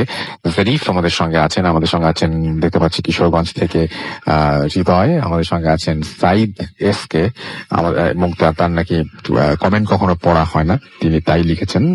আমাদের সঙ্গে আছেন অয়ন দাস, খুলনা থেকে শুনছি। আমাদের সঙ্গে আছেন DS দোলন, নয়ন, আশিকুর রহমান, এছাড়াও আমাদের সঙ্গে আরো অনেকেই আছেন। আমাদের দুটো পেজের অ্যাড্রেস হচ্ছে www.facebook.com/radiofoodie and www.facebook.com/bhutafm.russell। আপনার নাম, ঠিকানা এবং ফোন নাম্বার সহ আপনি যদি ইমেইল করতে চান, আমাদের ইমেল অ্যাড্রেস হচ্ছে bhutafm@radiofoodie.fm। চলে যাচ্ছি আমাদের দ্বিতীয় অতিথির কাছে, তার ঘটনাটি শুনে আসবো। আপনার নাম, তারপর আপনার ঘটনা, কোথা থেকে এসেছেন একটু কাইন্ডলি তার আগে বলবেন। আসসালামু আলাইকুম লিসেনার, আমি জুবায়ের, ধানমন্ডি থেকে এসেছি। চলে যায় আপনার ঘটনা। কথা না বলে ঘটনায় চলে যায়। এটা আমার ফার্স্ট স্টোরি। জি, ঘটনাটা ঘটে পশ্চিম আগারগাঁওয়ের একটা বাসায়। বিল্ডিংটা ছিল GTCL কোম্পানির একদমই নিকটবর্তী। জি, বিল্ডিংটা ছিল 4 তলা। হুম, 4 তলায় 4টা ফ্ল্যাট ছিল। তো 4 তলায় যারা থাকতো তাদের সাথে ঘটনাগুলো ঘটতো বেশি আর কি। আচ্ছা, তো 4 তলার কোনো একটা ফ্ল্যাটে আমার আন্টি বাসা ছিল। তো আমি আন্টির বাসায় বেড়াতে গিয়েছিলাম, তখন সেখান থেকে ঘটনাটা জানতে পারি। ওকে, চলে যায় আপনার ঘটনায়। তো আন্টি বলে যে বাসায় ওঠার পর থেকে অদ্ভুত কিছু ঘটনা ঘটতে থাকে আন্টির সাথে, এবং পাশে যে তাদের প্রতিবেশী আছে তাদের সাথে। তো প্রত্যেক দিন ওই ডাস্টবিনে ময়লাগুলো গুছিয়ে রাখা হতো বা ডাস্টবিনে ময়লাগুলো ভালো করে রাখা হতো, কিন্তু সকাল হলেই দেখা যেত যে ময়লাগুলো আর ডাস্টবিনে নেই, ময়লাগুলো ছড়ানো ছিটানো। কিন্তু ভেতরে কে প্রবেশ করবে, কে ছড়াবে? কোনো ঘটনাগুলো প্রাণী ছড়াতে পারে। কোনো প্রাণী ঢোকার কোনো ওয়ে নাই। বাসায় তো পুরো লক করা, জানালাগুলো লক করা, দরজা লক করা। আচ্ছা, বাসার ভেতরে ডাস্ট। বাসার ভিতরে ডাস্টবিন থাকে, আচ্ছা। মানে রান্নাঘরে ডাস্টবিনটা থাকে, হ্যাঁ হ্যাঁ, রান্নাঘরের যে ময়লা ফেলার ময়লা জায়গা। ফেলার এগুলো সেগুলো কিন্তু Okay. পুরোটা ছড়ানো ছিটানো থাকে। আচ্ছা, এইভাবে প্রত্যেকদিন চলতে থাকে। তো আন্টি প্রচুর ডিস্টার্ব হয়, বাট বাসাটা ছাড়তে পারছিল না, কোনো এক কারণে যাই হোক বাসাটা ছাড়তে পারছিল না। তো আমি যখন বেড়াতে যাই, আমি আর আমার ফুফাতো ভাই, মানে আমার আন্টির বড় ছেলে ঘুমিয়ে আছে। হঠাৎ করে রাত 2টা মতো হবে, আমরা দুজনে ফেসবুকিং করতেছিলাম। তো হঠাৎ করে মনে হলো যে বাথরুমের যে ঝর্ণাটা ওটা চালু হয়ে গেছে। হুম, তো আমি ওকে বললাম যে ওটা বন্ধ করিসনি, ও কিন্তু কিছুক্ষণ আগেই গোসল করে বের হয়েছে। তো আমি বললাম, তুই বন্ধ করিসনি? বলে হ্যাঁ, তো আমি বন্ধ করে আসছি। বলে হুট করে আবার এটা চালু হয়ে যাবে কি করে, নষ্ট নষ্ট হয়ে গেল নাকি? তো আমরা যাই, গিয়ে দেখি যে সত্যি সত্যি ওটা অন করা। দেন আমরা ওটাকে অফ করি। এভাবে চলতে থাকে। হুট করেই বাথরুমের লাইট অন হয়ে যায় এবং তারপরে ট্যাপ অন হয়ে যায়। এভাবেই চলতে থাকে। তো একদিন পাশের ফ্ল্যাটের ভাবি একদিন রাত 12টার মতো হবে, উনি মশলা বাটলে যে সাউন্ডটা হয় হুম। ওরকম সাউন্ডটা তিনি পাচ্ছেন। তো উনি একটু অবাক হয় যে এত রাতে আবার কে মশলা বাটবে। তো উনি আমাদের ফ্ল্যাটে আসেন, তারপরে পাশের ফ্ল্যাটে যান। তো কেউই মশলা বাটছে না, কিন্তু সবাই সেই সাউন্ডটা শুনতে পাচ্ছে এবং সবাই লক্ষ্য করলো যে সাউন্ডটা হচ্ছে ছাদের উপর থেকে আসছে। তো সবাই মিলে যখন একই হলো, সবাই ভাবলো যে ছাদের উপর থেকে মশলা বাটার সাউন্ড, সবাই একটু অবাক হয়। তো ভাইয়া হচ্ছে গাড়ি চালাতো, অনেক রাত করে বাসায় ফিরতো। তো ভাইয়া বাসায় আসে, তো বলা হয় যে দেখো ছাদের উপর থেকে মশলা বাটার সাউন্ড আসছে। তো উনি অনেক সাহসী ছিল, বলে এসব কিছুই না, এসব কেউ বিশ্বাস করে নাকি। তো উনি ওই ছাদে যায়। তো ছাদে গিয়ে কাউকে দেখে না, কিন্তু মশলা বাটার যেই সরঞ্জামাদি সেটা কিন্তু পাওয়া যায় ছাদের উপরে। তো ওইটা দেখার পর উনি বাসায় আসেন এবং বাসায় আসার পর থেকেই তিনি প্রচন্ড অসুস্থ হয়েছেন এবং প্রায় 1 মাস তিনি অসুস্থ থাকেন। কোনোভাবেই তিনি সুস্থ হচ্ছিলেন না। অনেক ওষুধ পানি অনেক কিছু করে ডক্টর দেখিয়েও কিন্তু তিনি ভালো হচ্ছিলেন না। তো একসময় তিনি সুস্থ হয়ে যান। তো পাশের আরেক ফ্ল্যাটের ভাইয়া একদিন বউয়ের সাথে ঝগড়া হয়। বউয়ের সাথে ঝগড়া হওয়ার পর তিনি রাগ করে ছাদে যান। রাত তখন প্রায় 10টা মতো। তো উনি রাগ করে ছাদে যান। ছাদে গিয়ে সিগারেট খান, সিগারেট খেয়ে সিগারেটটা ফেলেছে। তখন হুট করে উনার কাঁধে কেউ যেন হাত দেয়। উনার গাটা শিউরে উঠে যে হট করে কে আমার কাঁধে হাত দিল। পিছনে ফিরে দেখে যে একটা মানুষ, তার গলা নেই, কিন্তু তার মানে পুরো ধরটা আছে, কিন্তু তার গলা নেই। এটা দেখে সে প্রচন্ড ভয় পেয়ে যায় এবং সে দৌড়ে আসে এবং এসেই মানে দরজার সামনে এসে সেন্সলেস হয়ে যায়। তারপরে সবাই এসে তাকে উদ্ধার করে, তার মুখে পানি ছিটিয়ে তাকে জ্ঞান নিয়ে আসা হয় এবং তাকে জিজ্ঞাসা করা হয় যে হঠাৎ করে সেন্সলেস হয়ে যাওয়ার কারণটা কি। তো উনি বলেন যে এরকম এরকম আমি ছাদের উপরে এরকম দেখেছি। তারপর থেকে তিনিও প্রচন্ড অসুস্থ হয়ে যান এবং এক পর্যায়ে সুস্থ হন। তো আহ ওই যে ভাবির মশলা বাটা সাউন্ড পেয়েছিলেন, ওই ভাবি একদিন রাতে শুয়ে আছেন। তো ওনার পাশে ওনার হাজবেন্ড আর শুয়ে আছে, ওনার সন্তান একটা, সে শুয়ে আছে। তো জানালার দিকে তাকান, জানালার দিকে তাকাতেই উনি দেখেন যে একটা চমৎকার, একটা অসম্ভব সুন্দর একটা নারী তার দিকে তাকিয়ে হাসছে। আর তার পেছনে কিন্তু 2টা পাখা ছিল। অতএব এটা আর বলার অপেক্ষা রাখে না, যেটা একটা পরী ছিল। তো সেটা দেখার পর ভাবি ওনার হাজবেন্ডকে বলে, দেখো তুমি কি দেখতে পাচ্ছ? তো ওনারা দুজনেই কিন্তু সেই পরীটাকে দেখতে পায়। এরকম প্রতিনিয়তই তাদের সাথে এরকম ঘটনাগুলো ঘটতে থাকে। তো আমার ভাবি ওই ভাবি আরেকটা ঘটনা শেয়ার করে। আমি আগেই বলেছিলাম যে সে ড্রাইভার গাড়ি চালাতো, আসলে সে লাশের গাড়ি চালাতো আর কি। তো অনেক সময় তাকে বেওয়ারিশ লাশ নিয়ে পৌঁছে দেওয়া আসতে হতো। তো একটা লাশ ছিল যে লাশের কোনো পরিচয় ছিল না। তো সরকারিভাবে তার পোস্টমর্টম করার পরে যেহেতু তার কোনো পরিচয় পাওয়া যায় নাই, তো তাকে সরকারিভাবে মানে দাফন করার জন্য বলা হয়। তো উনি গাড়িটা মানে নিয়ে যাচ্ছেন। তো হট করে উনার সামনে কখনো বিড়াল পড়ছে, কখনো কুকুর পড়ছে, কখনো পাগল যাচ্ছে, কিন্তু তিনি প্রচন্ড সাহসী ছিলেন বলে তিনি মানে ওগুলোকে উপর দিয়ে গাড়ি চালিয়ে যাচ্ছেন। তো উনি হঠাৎ করে মানে উনি কান্নার সাউন্ড পায়, এবং ওনার পাশে যে ওনার হেল্পারটা ছিল সেও কিন্তু কান্নার সাউন্ড পায়। তো ওরা বলে যে হুট করে কান্নার সাউন্ড কোথা থেকে আসবে। তো ওরা লক্ষ্য করে যে কান্নার সাউন্ডটা পেছন থেকে আসছে। তখন উনি ওনার হেল্পারটা প্রচন্ড ভয় পেয়ে যায়। উনি অনেক ভীত ছিল বলে যে আমি আর যাবো না, আমাকে আপনি নামায় দেন, আপনি একাই যান। তো উনি ওনার মানে হেল্পারটাকে নামিয়ে দিয়ে উনি একা একা ড্রাইভ করান। তো পরে হলো গিয়ে উনি কান্নার সাউন্ডটা মানে পেতেই আছে। তো উনি একটু কৌতূহলী হয় যে কান্নার সাউন্ডটা পেছন থেকে আসছে। তো উনি যায় ওনার কাছে, তো গিয়ে দেখে যে লাশটা শুয়ে থাকার কথা, কিন্তু লাশটা শুয়ে নাই, লাশটা বসে আছে, গুড়ি ছুরি মেরে বসে আছে এবং লাশটা কান্না করছে। ওকে। তো উনি লাশটাকে মানে বলেন যে মানে লাশটা ওনার দিকে তাকায় বলে যে আমাকে ভাই একটা সিগারেট দিবেন। লাশটা কিন্তু কথা বলে যে আমাকে একটা সিগারেট দিবেন। তো উনি প্রচন্ড মানে করে বলেন যে ঠিক আছে, ওনাকে একটা সিগারেট দেওয়া হয়। পরে বলে যে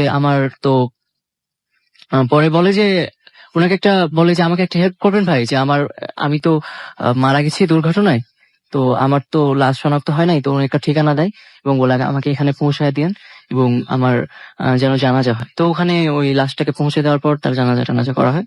তো এই ছিল আমার। থ্যাংক ইউ, আপনাকে ধন্যবাদ অনেক। আমরা দেখতে পাচ্ছি যে আমাদের এখানে অনেকে লিখছেন। সাব্বির হোসেন আমাদের সঙ্গে আছেন, প্রথম ঘটনাটার জন্য তিনি ধন্যবাদ জানিয়েছেন, এবং প্রথম ঘটনার জন্য তিনি একটা সমাধান দিয়েছেন। তার একজন পরিচিত হুজুর আছেন, যে হুজুর সমাধান জানেন বলে তিনি বলছেন। সাকিবুল আলম সাকিব আমাদের সঙ্গে আছেন এবং রাজশাহী থেকে শুনছেন। আমাদের সঙ্গে আছেন দেখতে পাচ্ছি রাহুল খান, এবং আমাদের সঙ্গে আছেন দেখতে পাচ্ছি এমডি সাইফুল ইসলাম সোপেন। এছাড়াও আমাদের সঙ্গে আছেন আশরাফ খান। এছাড়াও আমাদের সঙ্গে আছেন দেখতে পাচ্ছি খুশি চৌধুরী, এবং আমাদের সঙ্গে তিনি তার সাথে ঘটে যাওয়া ঘটনা শেয়ার করতে চান, এবং সেই ঘটনাটি যদি শেয়ার করতে চান তাহলে আপনাকে আমাদের অ্যাড্রেসে পাঠিয়ে দিতে হবে আপনার ঘটনাটি। আমাদের অ্যাড্রেসটা হচ্ছে bhutfm@radio40.fm, which is bhutfm@radio40.fm। আমাদের সাথে আছেন রবিউল রহমান, এছাড়াও ওবায়দুল্লাহ রহমান আমাদের সঙ্গে আছেন, দুখু মিজান আমাদের সঙ্গে আছেন আমাদের সঙ্গে, এবং তিনি লিখছেন যে এই পেজটা অরিজিনাল কিনা। আমরা লিংক বলে দেওয়ার পরেও পেজে ল্যান্ড করার পরে আপনারা পেজ নিয়ে যদি সন্দেহ প্রকাশ করেন, তাহলে ঘটনা নিয়ে যে সন্দেহ প্রকাশ করবেন এটা খুব স্বাভাবিক। কারণ আমরা যে লিঙ্কটা বলে দিচ্ছি সেই লিঙ্ক অনুযায়ী আপনি লিখলে আপনার ফুল পেজ যাওয়ার কোনো আশঙ্কা নেই, সেই জন্যই বলি। আমাদের সঙ্গে শাহরিয়ার আল মেরাজ আছেন, আমাদের সঙ্গে আছেন এমডি নাইম হাসান, ফারহান আহমেদ রাস্তাল আমাদের সঙ্গে আছেন, আমাদের সঙ্গে আছেন ইমরান, এছাড়াও আমাদের সঙ্গে আছেন দেখতে পাচ্ছি শিহান, এবং আমাদের সঙ্গে আছেন দেখতে পাচ্ছি এছাড়াও চৌধুরী রিয়াদ আদনান, আমাদের সঙ্গে আছেন আইডিএক্স জীবন, আশরাফ খান আমাদের সঙ্গে আছেন, জাকারিয়া নুহু আমাদের সঙ্গে আছেন পাল এসপি সুদীপ, আতিকুল রহমান আমাদের সঙ্গে আছেন রুবেল আহমেদ, রাফসান আলম রিজন আমাদের সঙ্গে আছেন দেখতে পাচ্ছি পাবেল আহমেদ, এছাড়াও মোহাম্মদ সুরাত আমাদের সঙ্গে আছেন তুহিন, এছাড়াও সাব্বির হুসাইন সহ আরো অনেকে।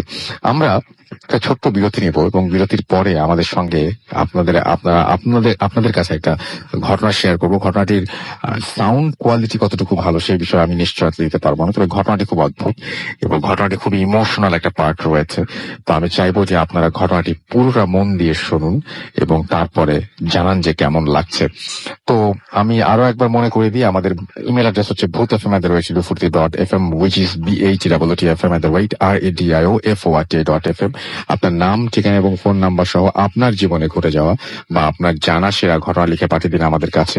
ঘটনার শুরুতে অবশ্যই উল্লেখ করুন যে ঘটনাটা আপনি স্টুডিওতে এসে শেয়ার করতে চান, নাকি আপনি চান আপনার ঘটনা আমরা পড়ে শোনাই। যারা দেশের বাইরে রয়েছেন তারা সরাসরি অডিও ক্লিপ পাঠিয়ে দিতে পারেন বা লিখেও পাঠাতে পারেন ঘটনাটি আমাদের কাছে। আর লেখা ঘটনা, ভালো কোয়ালিটির লেখা ঘটনা আমরা এই সপ্তাহে পেয়েছি মাত্র 2টি। সুতরাং আমরা আরো ঘটনা চাই, মানে যেগুলো কোয়ালিটি ভালো আর কি। অসংখ্য ঘটনা পেয়েছি, তার মধ্যে সিলেক্টেড হয়েছে মাত্র 2টি, সেটি বলছি আর কি। তো আমরা চাই যে যারা লিখেন তারা যখন যদি লেখেন, মানে যারা চমৎকার লেখেন তারা যদি আবারও লেখেন তাহলে আবারও ভালো ঘটনা পাওয়ার সম্ভাবনা রয়েছে। Thank you very much. আমরা ছোট একটা বিরতির পরে আবারও ফিরে আসব, এবং খুবই ছোট বিরতি, কিন্তু তারপরে শুরু হয়ে যাবে ঘটনাটি। মন দিয়ে শুনবেন, আশা করছি আপনাদের ভালো লাগবে। স্টে টিউনড রেডিও ফুড ক্যারিট FM and Dew foodie. Fruity. The night comes alive.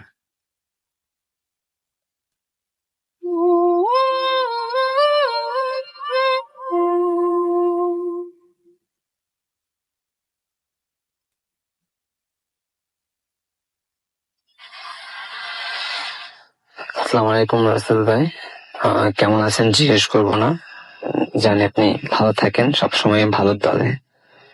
আসলে আমি আপনার ভালো থাকা সম্ভব হয় না আর কি। আর রাসেল ভাই, আমি আমার নাম পরিচয়টা বলছি না, আমি গোপন রাখতে চাই, তাই আমি সরাসরি আমার ঘটনাতে চলে যাই। রাসেল ভাই, ঘটনাটা মূলত আমার বিয়েকে কেন্দ্র করে।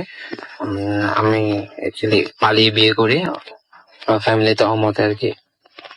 তো যদিও ফ্যামিলিতে অমত ছিল, বাট আমার বিয়ের পরে আমার ফ্যামিলি আমাকে মেনে নেয়। তো আমি অ্যাকচুয়ালি আমার ফ্যামিলির বাইরে থাকতাম, আমি চিটং শহরে থাকি। হ্যাঁ,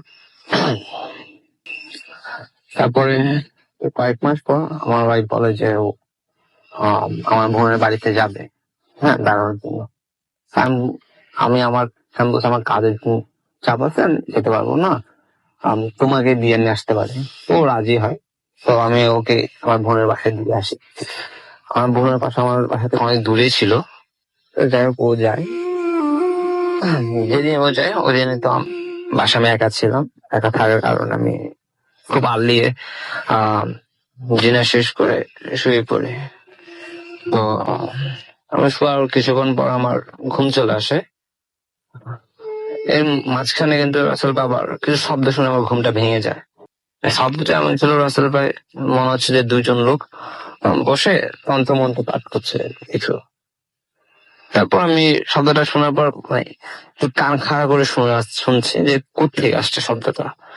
মানে আমি এতটুকু বুঝতেছি যে আমার ঘর থেকে আসছে, বাট আমার আশপাশে না, আমার বাইরে, মানে ঘরের বাইরে থেকে না, আমার ঘর থেকে আসছে শব্দটা। তো আমি বিছানায় উঠে বসে চিন্তা করতে থাকি যে বাসা তো আমি একা, বাসা থেকে এরকম শব্দ কোত্থেকে আসবে। যদি অন্য কেউ থাকতো বা বুঝতাম যে ওর টেলিভিশন দেখছে বা ও কিছু করছে, ও এরকম শব্দ আসছে।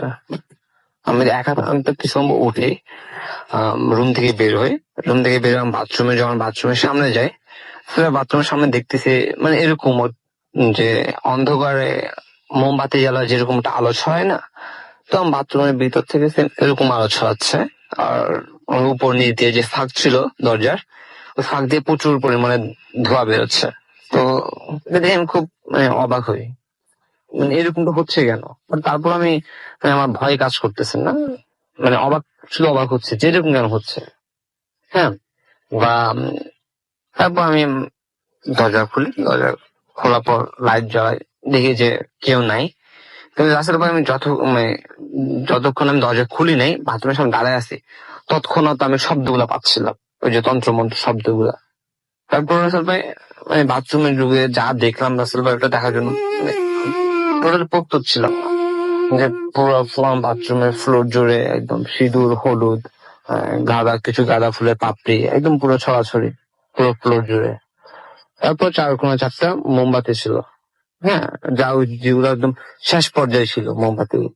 তারপরে একদম ফ্লোরে মাঝখানে একটা ছোট কলসি ছিল, কলসির মুখটা পাতা দিয়ে ভরা। হ্যাঁ, তারপর আসল ভাই মানে অবাক লাগতেছিল যদিও। তারপর আমি ভাবি নাই যে এটা কিছু হচ্ছে। হ্যাঁ, তারপর আমি অস্বাভাবিক ভাবিও এটা ফ্লোরটা ক্লিয়ার করি, মানে সবকিছু ধুয়ে মুছে কলসিটা নিয়ে আমি রুমে আসি। কলসির ভিতরে রাসেল ভাই যা দেখি যে পাতাগুলা সরানোর পর দেখি যে হাফ কলসি হাফ পর্যন্ত পানি, মাঝখানে একটা পুতুল, হ্যাঁ, তো পুতুলটা কলসি দিয়ে বের করে দেখি যে এটা পুতুল না, পুতুল দেখতে পুতুলের মতো, কিন্তু এটা পুতুল না, মনে হচ্ছে জীবিত, একদম মাংস বোঝা যাচ্ছে। হ্যাঁ, আর পুরোটা শরীর জুড়ে পুতুলটা কালো সুতা দিয়ে পেঁচানো। তো রাসেল ভাই, আম, আমি বুঝতে পারতেছি যে এটা মানে কিছু একটা হচ্ছে। হ্যাঁ, মানে ভালো কিছু না এটা বুঝে আমি জামা দিয়ে ফেলেছি, এটা বাইরে ফেলেছি। তারপরে সেম পরের দিন রাসেল ভাই সেম, ও রাত মধ্যরাতে সেম একই ঘটনা, যে শব্দ, এই শব্দে ঘুম ভাঙে। তখন চুপ করে রাসেল ভাই দেখি যে আমার মানে বিছানার পাশে একদম আমার রুমে, মানে আগের দিন ছিল রাসেল ভাই বাথরুমে, পরের দিন আমার রুমে। তো এরপর রাসেল ভাই কি করে আমি কে বলি, আমি একদম বিছানাতে লাফ দিয়ে উঠি, বলি কে এখানে, মানে চিৎকার করে বলে আমার ফোনে ফ্ল্যাশ লাইট অন করে দেখি যে সেম ওই দিনের মতো কেউ নাই। কিন্তু রাসেল ভাই আমি লাইট যখন ঘুম থেকে মানে চোখ খুলি, তখন আমি দুটো শ্যাডো দেখি, যা মাঝখানে যে কলসি ছিল, কলসির মানে বিপরীত পাশে বসে আছে। তো রাসেল ভাই আমি এটা দেখার পর যখন ফ্ল্যাশ লাইট অন করি, তারপর কাউকে দেখতে পাই না। তো ওই সেম আমি কলসিটা নিই, কলসিটা নেওয়ার পর ওই কলসির ভিতরে ওই সেম আগের দিনের মতোই ওই সেম যেটা আমি বাইরে ফেলে দিই জানলা দিয়ে, ওই যে পুতুলটা। হ্যাঁ, তারপর আসলে আমি অবাক হই, কি রে, আমি ভাবি যে এটা আমি তো জানলা দিয়ে ফেলে দিছি, এটা আবার আসলো কিভাবে। হ্যাঁ, তারপর আমি বুঝলাম যে না, এটা actually ঠিক হচ্ছে না। হ্যাঁ, যেটা হচ্ছে যে অনেক খারাপ হচ্ছে, এটাকে আর প্রশ্রয় দেওয়া যায় না। তারপর রাসেল ভাই আমি সাথে সাথে আমি আমার বসকে ফোন করে বলি যে তখন হয়তো রাত স্যার, তখন হয়তো ভাইয়া রাত মানে 2টা কি 2:30টার মধ্যে বাজে। আমি আমার বসকে ফোন করে বলি যে স্যার আমার ইমার্জেন্সি ছুটি লাগবে 2 দিন। স্যার বলতেছে যে তুমি ছুটিটা কালকে সকালে আসিও, তা ইয়া করতে হবে। আমি, না স্যার আমার খুব প্রবলেম হচ্ছে, আমি ইয়াতে বলছি কি আচ্ছা ঠিক আছে। অ্যাকচুয়ালি অনেক রাত ফোন করাতে আমার স্যার মেবি বুঝতে পারছে যে নিশ্চয় সিরিয়াস কিছু। তো বলছে ঠিক আছে, তোমার প্রবলেম সেরে তুমি অফিস আসিও। তারপরে আমি দেরি না করে ওই পুতুলটা নিয়ে আমি পরের দিন, আমার একটা ফুফা আছে যিনি অনেক হুজুর, উনি এইসব সম্পর্কে একটু ভালো বুঝে, যার কারণে আমি ওনার কাছে চলে যাই। তো ওনার কাছে যাওয়ার পর আমি ওনার সব খুলে বলি যে আমার সাথে এই 2 দিন এরকম এরকম হয়েছে। তো উনি আমার যেটা বলছে আচ্ছা ঠিক আছে তুমি পুতুলটা দাও আমি দেখি। তো উনি পুতুলটা দিছে, তা আমি পুতুলটা দেওয়ার পরে উনি পুতুলটা দেখছে, দেওয়ার পরে যে পুতুলের যে কালো সুতা দিয়ে পেঁচানো, ওগুলো উনি ব্লেড দিয়ে কাটছে। হ্যাঁ, কাটার পরে আমি নিজে আমার সামনে করতেছি এগুলা, আমি দেখলাম যে একদম বুকের মধ্যে একটা সোজা কাটা দাগ, এই ভিতরে একদম একটা কাগজের টুকরো। হ্যাঁ, মানে ওটার মধ্যে কি কি লেখা আছে। তো ওরা দেখে বলতেছে যে এটা তো অনেক, এটা কবে থেকে হচ্ছে। আমি বলছি যে আমার এটা 2 দিন থেকে হচ্ছে, গত 2 দিনে এটা হয়েছে আমার সাথে, এরকম এরকম। আপনি এটা আমি বলছি না, এটা 2 দিন থেকে না, এটা অনেক আগ থেকে, প্রায় 4-5 মাস হয়ে গেছে এটা। হ্যাঁ, আমাকে এটা করছো তোমার জন্য, তোমাকে মেরে ফেলার জন্য করছে, তোমার ক্ষতির জন্য না, তোমাকে মেরে ফেলতে চাইছে এটা কেউ একজন। আমি বলছি আমার মারতে চাবি কে। হ্যাঁ, আসলে বলছে যে মারা তো অনেকই আছে, তুমি পরিবারের অমতে বিয়ে করছো। আমি বলছি আমার ফ্যামিলিতে মেনেই নিছে, তোমার ফ্যামিলি মেনে নিছে, তোমার ওয়াইফের ফ্যামিলিতে হয়তো মেনে নেয় নাই, তারাও করতে পারে। আমি এরকম ভাবে নিই নাই এই জিনিসটা। আমি বলছি আমার ক্ষতি হোক, তো ওনার মেয়েরও তো ক্ষতি হচ্ছে, সেটা জানি না, বাট যেটা হোক তোমাকে মারার জন্য করছে এটা। আমি বলছি আমি অ্যাকচুয়ালি এসব ব্ল্যাক ম্যাজিকের মধ্যে বিশ্বস্ত না। তারপর আমি জিনিসটা আমার সাথে ঠিক আছে, বলছে আচ্ছা ঠিক আছে, আমি ব্যাপারটাকে সলভ করে দিই। ফুয়া বলতেছিল, আমি বলছি আচ্ছা ঠিক আছে আপনি ওইটাই করেন। তো উনি ব্যাপারটা সলভ করে দেয়। পরের দিনগুলো ভালো যাচ্ছে, কোনো সমস্যা হচ্ছে না। তো এর পরের মাসে অ্যাকচুয়ালি রিপোর্ট আসে, মানে আমার ওয়াইফ অসুস্থ হয়ে পড়ে, ডক্টর কাছে নেওয়ার পর রিপোর্ট আসে যে আমার ওয়াইফ প্রেগনেন্ট। তারপর দিনগুলো আসলে অনেক ভালো যাচ্ছিল। হ্যাঁ, যখন আমার একটা সমস্যা হয়, যখন আমার ওয়াইফ অ্যাকচুয়ালি 8 মাসের প্রেগনেন্ট ছিল, তখন আসলে তখন আমি স্বপ্ন দেখি যে একজন খুব কুৎসিত, মানে মহিলা, সে বুঝতে পারছে খুবই কুৎসিত দেখতে। হ্যাঁ, ও একদম পুরা মানে মানুষ বসে একদম পুরা হাঁটু উঠে মানে বসে আছে আর কি, বসে একদম আমার ওয়াইফের পেটের মধ্যে হাত ঢুকাই দেয়। হ্যাঁ, হাত ঢুকাই দিয়ে শুধু আমার বেবিটার মাথাটা বের করে। আসল ভাই আমার বেবির মাথাটা বের করে রাসেল ভাই, বেবির মাথাটা বের করে রাসেল ভাই মানে আমার দিকে তাকিয়ে খুব বিচ্ছিরিতে হাসি দিচ্ছে, দিয়ে হাসি দিচ্ছে, আর আমার বেবির মাথার ঘাটটা মটকায় দিচ্ছে রাসেল ভাই। এটা দেখে রাসেল ভাই থাকতে পারছিলাম না, ঘুম থেকে উঠে যায়। ওটা আমার ওয়াইফ বলতে কি হয়েছে, না আমার শরীর খারাপ লাগতেছে রে, পানি দাও। পানি খেয়ে আমি রাসেল ভাই শুয়ে পড়ি। এর পরের মাসে আমার ওয়াইফের ডেলিভারি হয়। ডেলিভারি পরে আসলে আমরা না ডক্টররাও অবাক হয়ে যায়। আসলে আমার বেবি ওই যে আমি স্বপ্নে যেরকম দেখছি যে ঘাটটা মটকাই দিতে ডক্টর ভাই, ওরকম ঘাট মটকারো মাথার পিঠের মেয়ে হয়ে আছে। এরপরে হয়েছিল তখন তো আমার ওয়াইফের ছিল না, ও অজ্ঞান হয়েছিল। ওঠার পর বললো বেবি খুঁজতেছে, বলছে আমার বেবি কই। তারপর আমার মুখ কোনো বুঝায় যে ডেড বেবি জন্ম নিছে, এরকম বোঝায়। পরে রাতের ভাই রিপোর্ট আসে যে আমার ওয়াইফ আর মা হতে পারবে না। সরি রাসেল ভাই, আর কিছু বলতে পারবো না, sorry. Mood FM. The night comes alive.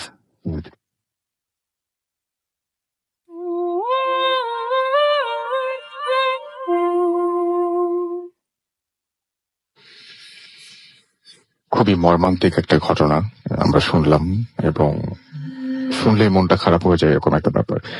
ঘড়িতে সময় রাত 1:03। শুনছেন সব সময় রেডিও ফুর্তি চলছে ফুল এফএম, এবং আপনাদের সবাইকে আরো একবার স্বাগত জানাচ্ছি আমি রাসেল।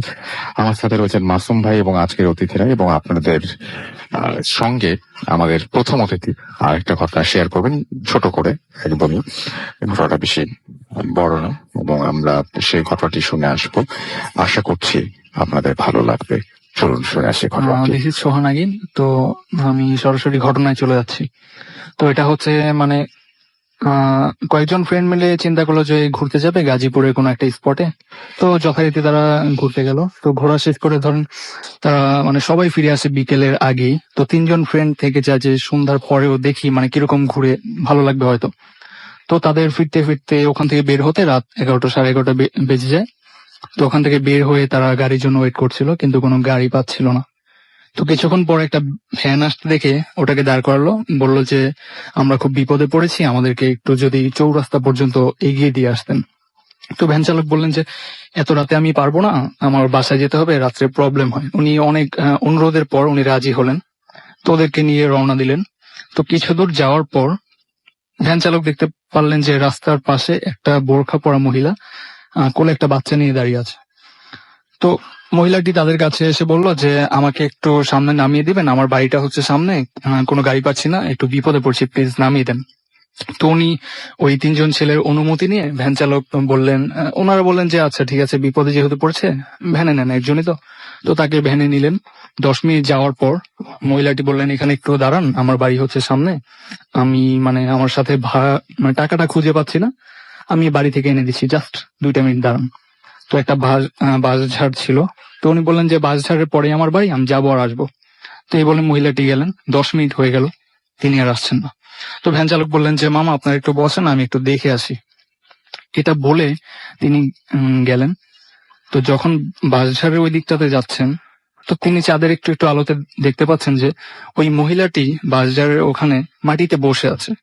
তো তিনি কি করলেন, তার মোবাইলের যে টর্চ ছিল ওইটা অন করে মানে মারতেই দেখলেন মহিলাটি তার বাচ্চাটাকে সামনে রেখে তার নাড়ি ভুঁড়ি ছিঁড়ে খাচ্ছে। তো এটা দেখার পর উনি ওই মহিলাটা তার দিকে মানে বিদ ঘুরে একটা হাসি দেয় রক্তমাখা মুখে। এটা দেখার পর উনি জাস্ট ওখান থেকে দৌড় দেন। তো দৌড় দিয়ে আসার পর ওই ছেলেগুলোকে বলেন এখান থেকে তাড়াতাড়ি বের হতে হবে, আপনার তাড়াতাড়ি চলেন।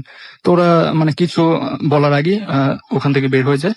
তো কিছু দূর যাওয়ার পর সব ঘটনা তাদেরকে বলে। তো তারা চিন্তা করলো তাহলে এতক্ষণ কার সাথে আসলাম আমরা, আমাদের সাথে যেই মহিলাটি ছিল উনি তাহলে কে ছিলেন। তো এরকম চিন্তা করে যে যার যার মতো বাড়িতে চলে যায়। কিছুদিন পর ওই ছেলেগুলো ওইখানে আবার যায় মানে জানার জন্য আসলে অ্যাকচুয়ালি ঘটনাটা কি। তো ওখানকার লোকজনদের মতে যে অনেকদিন আগে ওই বাসঝাড়টার ওখানে একটা মহিলা আর একটা বাচ্চার মৃতদেহ পাওয়া গিয়েছিল। যার পর থেকেই ওই ঘটনাটা যারা দেখেন রাত্রেবেলা ওই মহিলাটাকে ওই বাচ্চাটাকে খাওয়া অবস্থায় ওইরকম, তার কিছুদিন পরেই হয়তো বা ম্যাক্সিমামই তারা মারা যায় অসুখে পড়ে। তো ওই ছেলেগুলো ওই ভ্যান চালকের বাড়ির ঠিকানা খুঁজে বের করেন। তো ওনার ওয়াইফের সাথে যখন কথা বলতে যান, তখন উনি বললেন যে ওই দিন রাতে আসার পর ওই ওনাকে খুব ভীত দেখাচ্ছিল। তারপর কিছুদিন জ্বরে পড়ে তিনি হঠাৎ একদিন মারা যান।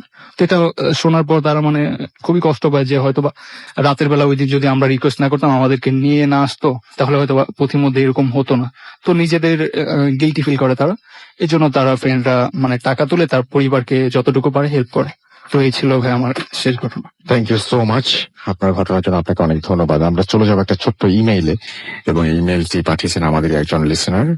তার কাছ থেকে আমরা ইমেইলটা শুনে আসবো, এবং আমাদের ঘটনাটা আমি পড়ে শোনাচ্ছি। যেভাবে লিখেছেন সেভাবেই চেষ্টা করছি পড়ে শোনানোর জন্য। আসসালামু আলাইকুম রাসেল ভাই, আশা করি ভালো আছেন, কারণ আপনি সবসময় ভালোর দলে। ব্যস্ততার কারণে স্টুডিওতে এসে শেয়ার করতে পারলাম না, পড়ে শোনালে খুশি হব। ব্যক্তিগত সমস্যার কারণে আমি আমার পরিচয় গোপন রাখতে চাচ্ছি। আমি যে ঘটনাটি শেয়ার করছি সেটি আমার সাথে ঘটে যাওয়া। আমি চাঁদপুর জেলার কোন একটা গ্রামে বসবাস করি। এখন নামগুলিতেও শহরের ছোঁয়া লেগে গিয়েছে। গ্রামেও এখন জিন বা ভূতে বিশ্বাস করে না।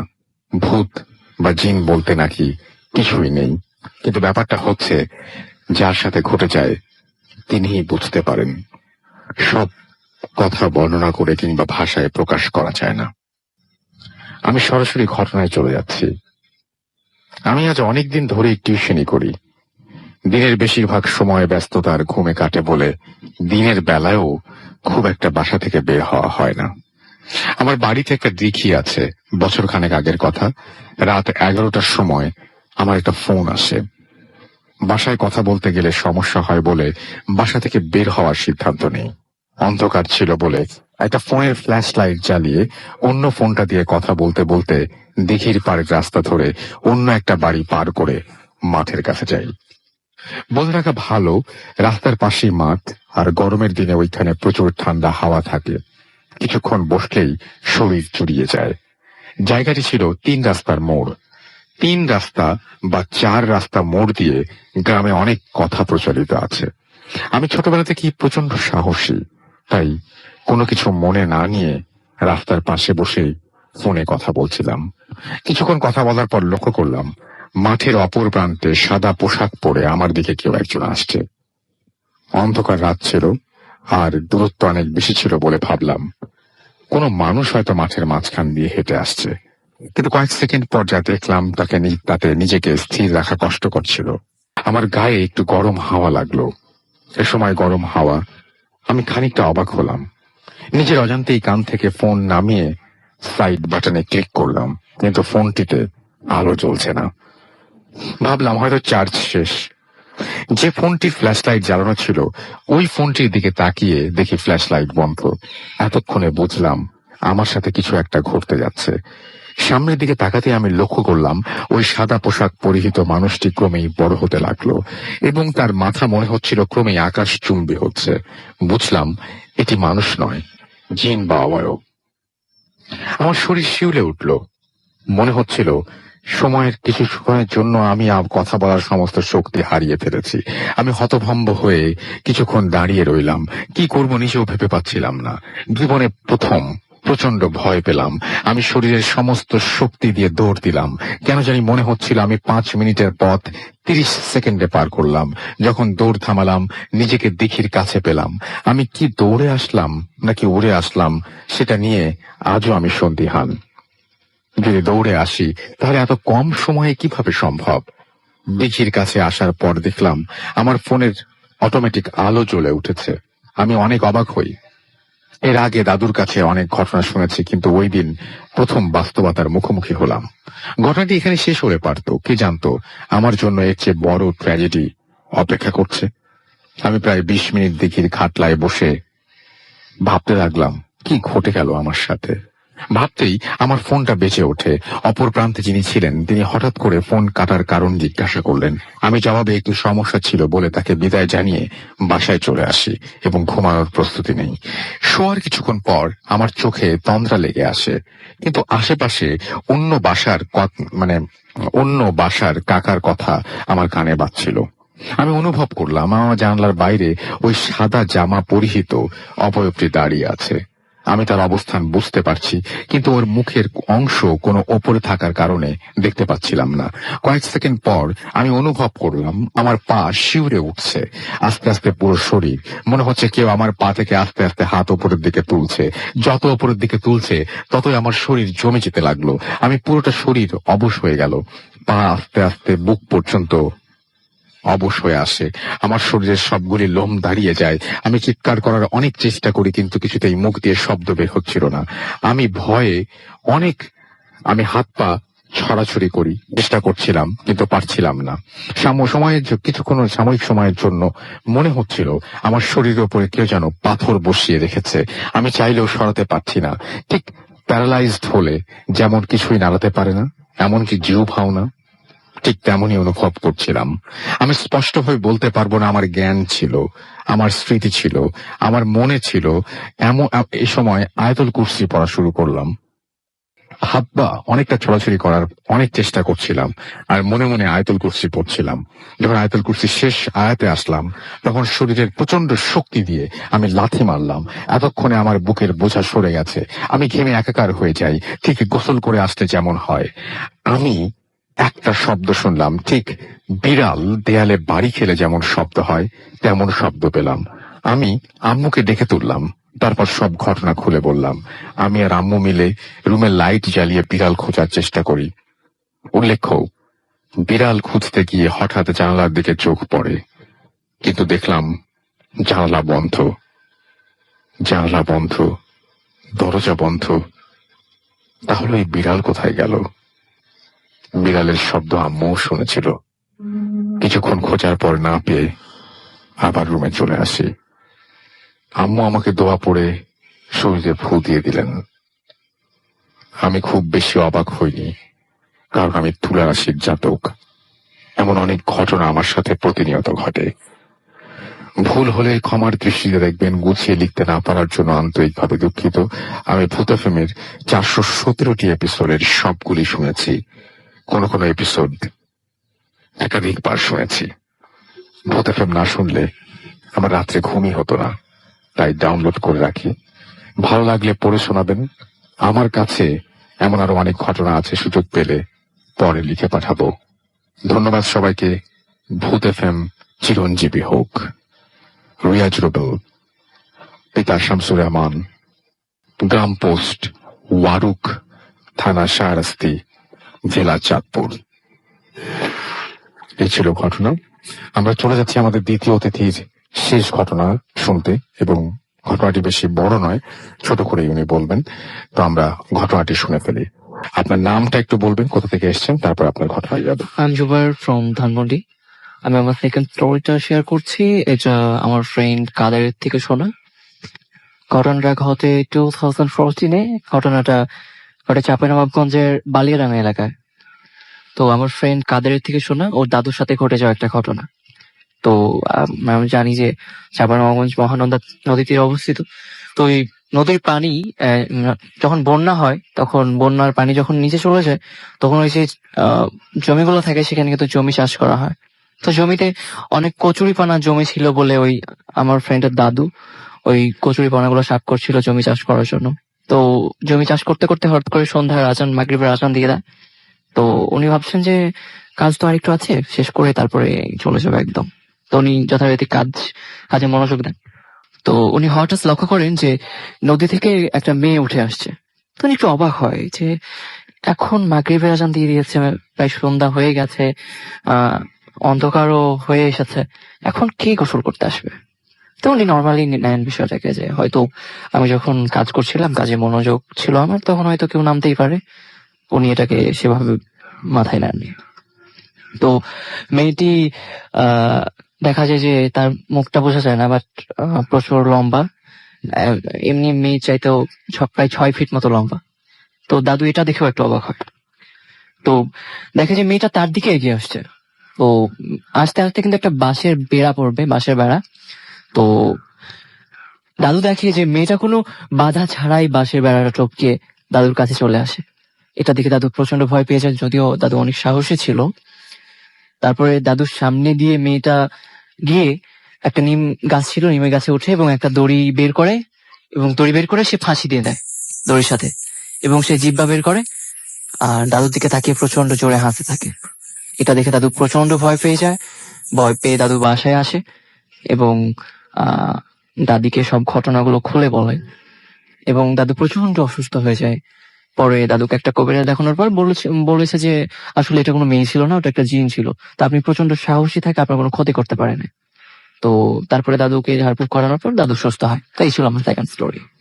থ্যাংক ইউ সো মাচ আপনার ঘটনার জন্য আপনাকে অনেক ধন্যবাদ। আমি দেখতে পাচ্ছি ফাহিম আহমেদ সৌরভ আমাদের লিখেছেন ভূত এফএম ইজ দ্য বেস্ট। আমাদের সঙ্গে আছেন সিয়াম আহমেদ তন্ময়, এছাড়াও আছেন শেখ শরীফুল ইসলাম জীবন আমাদের সঙ্গে আছেন শাহরিয়ার আহমেদ সিয়াম, 2015 সাল থেকে তিনি ভূত এফএম শুনছেন। সম্রাট হাসান সামি আমাদের সঙ্গে আছেন, মুগদা থেকে শুনছেন। মশিউর রহমান রতন আমাদের সঙ্গে আছেন, ইমেইলটা ভালো ছিল, বগুড়া থেকে শুনছেন। শেখ শরীফুল ইসলাম আমাদের সঙ্গে আছেন ইমরান হুসাইন, এবং আমাদের সঙ্গে আছেন দেখতে পাচ্ছি শেখ শরীফুল ইসলাম, এবং আমাদের সঙ্গে আছেন FM মামুন পাটোয়ারি, এবং আমাদের সঙ্গে আছেন MD রেশাদ খান। সৈয়দ রাসেল আমাদের সঙ্গে আছেন, সৌদি আরব থেকে শুনছেন। 2010 থেকে তিনি শুনছেন। প্রতি রাতের ঘুমের ট্যাবলেট সেটা লিখেছেন তিনি। নাইমুর রহমান আমাদের সঙ্গে আছেন, এবং আমাদের সঙ্গে আছেন তিনি ভাঙ্গুড়া থেকে। এছাড়া আমাদের সঙ্গে আছেন দেখতে পাচ্ছি আল আমিন আহমেদ, এবং অডিও ক্লিপটা শুনে চোখে পানি চলে এসছে। খুশি চৌধুরী আমাদের সঙ্গে আছেন, এবং নিজের সাথে একটা ঘটে যাওয়া একটা ঘটনা শুনতে চান। আমাদের সঙ্গে আছেন আহমেদ শরীফ। এছাড়া আমাদের সঙ্গে আছেন দেখতে পাচ্ছি আরো অনেকেই। আমাদের সঙ্গে রেডিও ফুর্তি যে পেজটা রয়েছে সেই পেজেও অনেকে আছেন, সেখান থেকেও কিছুটা আমি পড়তে চাই। আমাদের সঙ্গে আছেন ফয়সাল। এছাড়াও আমাদের সঙ্গে আছেন দেখতে পাচ্ছি গোলাম রসুল আমাদের সঙ্গে আছেন দেখতে পাচ্ছি সাইদ শাহরিয়ার, আমাদের সঙ্গে আছেন আকাশ রহমান, বিরাজ রহমান উদয় আমাদের সঙ্গে আছেন, আহিয়ান রায়হান রিজভি আমাদের সঙ্গে আছেন, রিপন আহমেদ সানি আমাদের সঙ্গে আছেন, অস্থির রাব্বি আমাদের সঙ্গে আছেন জাকিরুল ইসলাম, নিসান খান, রিফাদ আহমেদ রাফি, ইয়াসিন শফিন, আতিকুর রহমান আতিক আমাদের সঙ্গে আছেন, রনক বিশ্বাস লিমন আমাদের সঙ্গে আছেন, মাসুম রানা পারভেজ আমাদের সঙ্গে আছেন আলমগীর হুসাইন, আছেন ফারহানা, আছেন আমাদের সঙ্গে সৌরভ, এছাড়াও জয় পোদ্দার, অরণ্য সাজ্জাদ আমাদের সঙ্গে আছেন দেখতে পাচ্ছি। এছাড়াও আরো অনেকেই আমাদের সঙ্গে আছেন এই মুহূর্তে। গোলাম রসুল, এছাড়াও আমাদের সঙ্গে আছেন দেখতে পাচ্ছি আয়ান সবুজ, আমাদের সঙ্গে আছেন আলমগীর হোসাইন মেহেদি, সহ আরো অনেকে। স্যাম জোহান আমাদের সঙ্গে আছেন দেখতে পাচ্ছি নূর হাসান, মিশন খান, রাকিব হোসেন শুভ সহ আরো অনেকে। তো 2010-এ আমরা শুরু করেছিলাম ভূত এফএম, এবং আমাদের এখনো পর্যন্ত সেই ভূত এফএমটা আপনাদেরকে সমানভাবে আনন্দ দিয়ে যাচ্ছে। এবং এবার 2018 সাল এবং 13 আগস্ট আমরা শুরু করছিলাম 2010 সালে। সেই হিসাব করলে আমাদের 8 বছর হয়ে গেছে ভূত এফএমের বয়স, এবং এই 8 বছর ধরে আমরা আপনাদেরকে আনন্দ দিতে পারছি। এইটা মনে করে, এটা ভেবেও অনেক বেশি ভালো লাগে। এবং এই 8 বছর ধরে আপনারা যেভাবে আমাদের সাপোর্ট দিয়েছেন, এই সাপোর্ট ছাড়া ভূত এফএম চালানো কোনোভাবেই সম্ভব ছিল না। তো আপনারা ভবিষ্যতেও সাপোর্ট দিবেন এবং ঘটনা পাঠাবেন, সেটা প্রত্যাশা রাখি। এবং যারা ঘটনা পাঠাতে চান তাদের জন্য আমি আরো একবার এই মুহূর্তে ইমেল অ্যাড্রেসটা শেয়ার করতে চাই। আমাদের ইমেল অ্যাড্রেস হচ্ছে bhotfm@radiofurti.fm, which is bhotfm@radioforti.fm। আপনার নাম, ঠিকানা এবং ফোন নাম্বার সহ আপনার জীবনে ঘটে যাওয়া বা আপনার জানা সেরা ঘটনা লিখে পাঠিয়ে দিন আমাদের কাছে। ঘটনার শুরুতে অবশ্যই উল্লেখ করুন যে ঘটনাটা আপনি স্টুডিওতে শেয়ার করবেন, নাকি আপনি চান আপনার ঘটনাটি আমরা পড়ে শোনাই। যারা দেশের বাইরে রয়েছেন তারা সরাসরি অডিও ক্লিপ পাঠিয়ে দিতে পারেন আমাদের কাছে। একটা ছোট্ট বিরতি নেব, বিরতির পরে আবারও ফিরে আসবো আপনাদের কাছে। সেই পর্যন্ত আমাদের সঙ্গেই থাকুন। স্টে টিউনড, রেডিও ফুর্তি, এডিট এফএম এন্ড ডু ফুর্তি।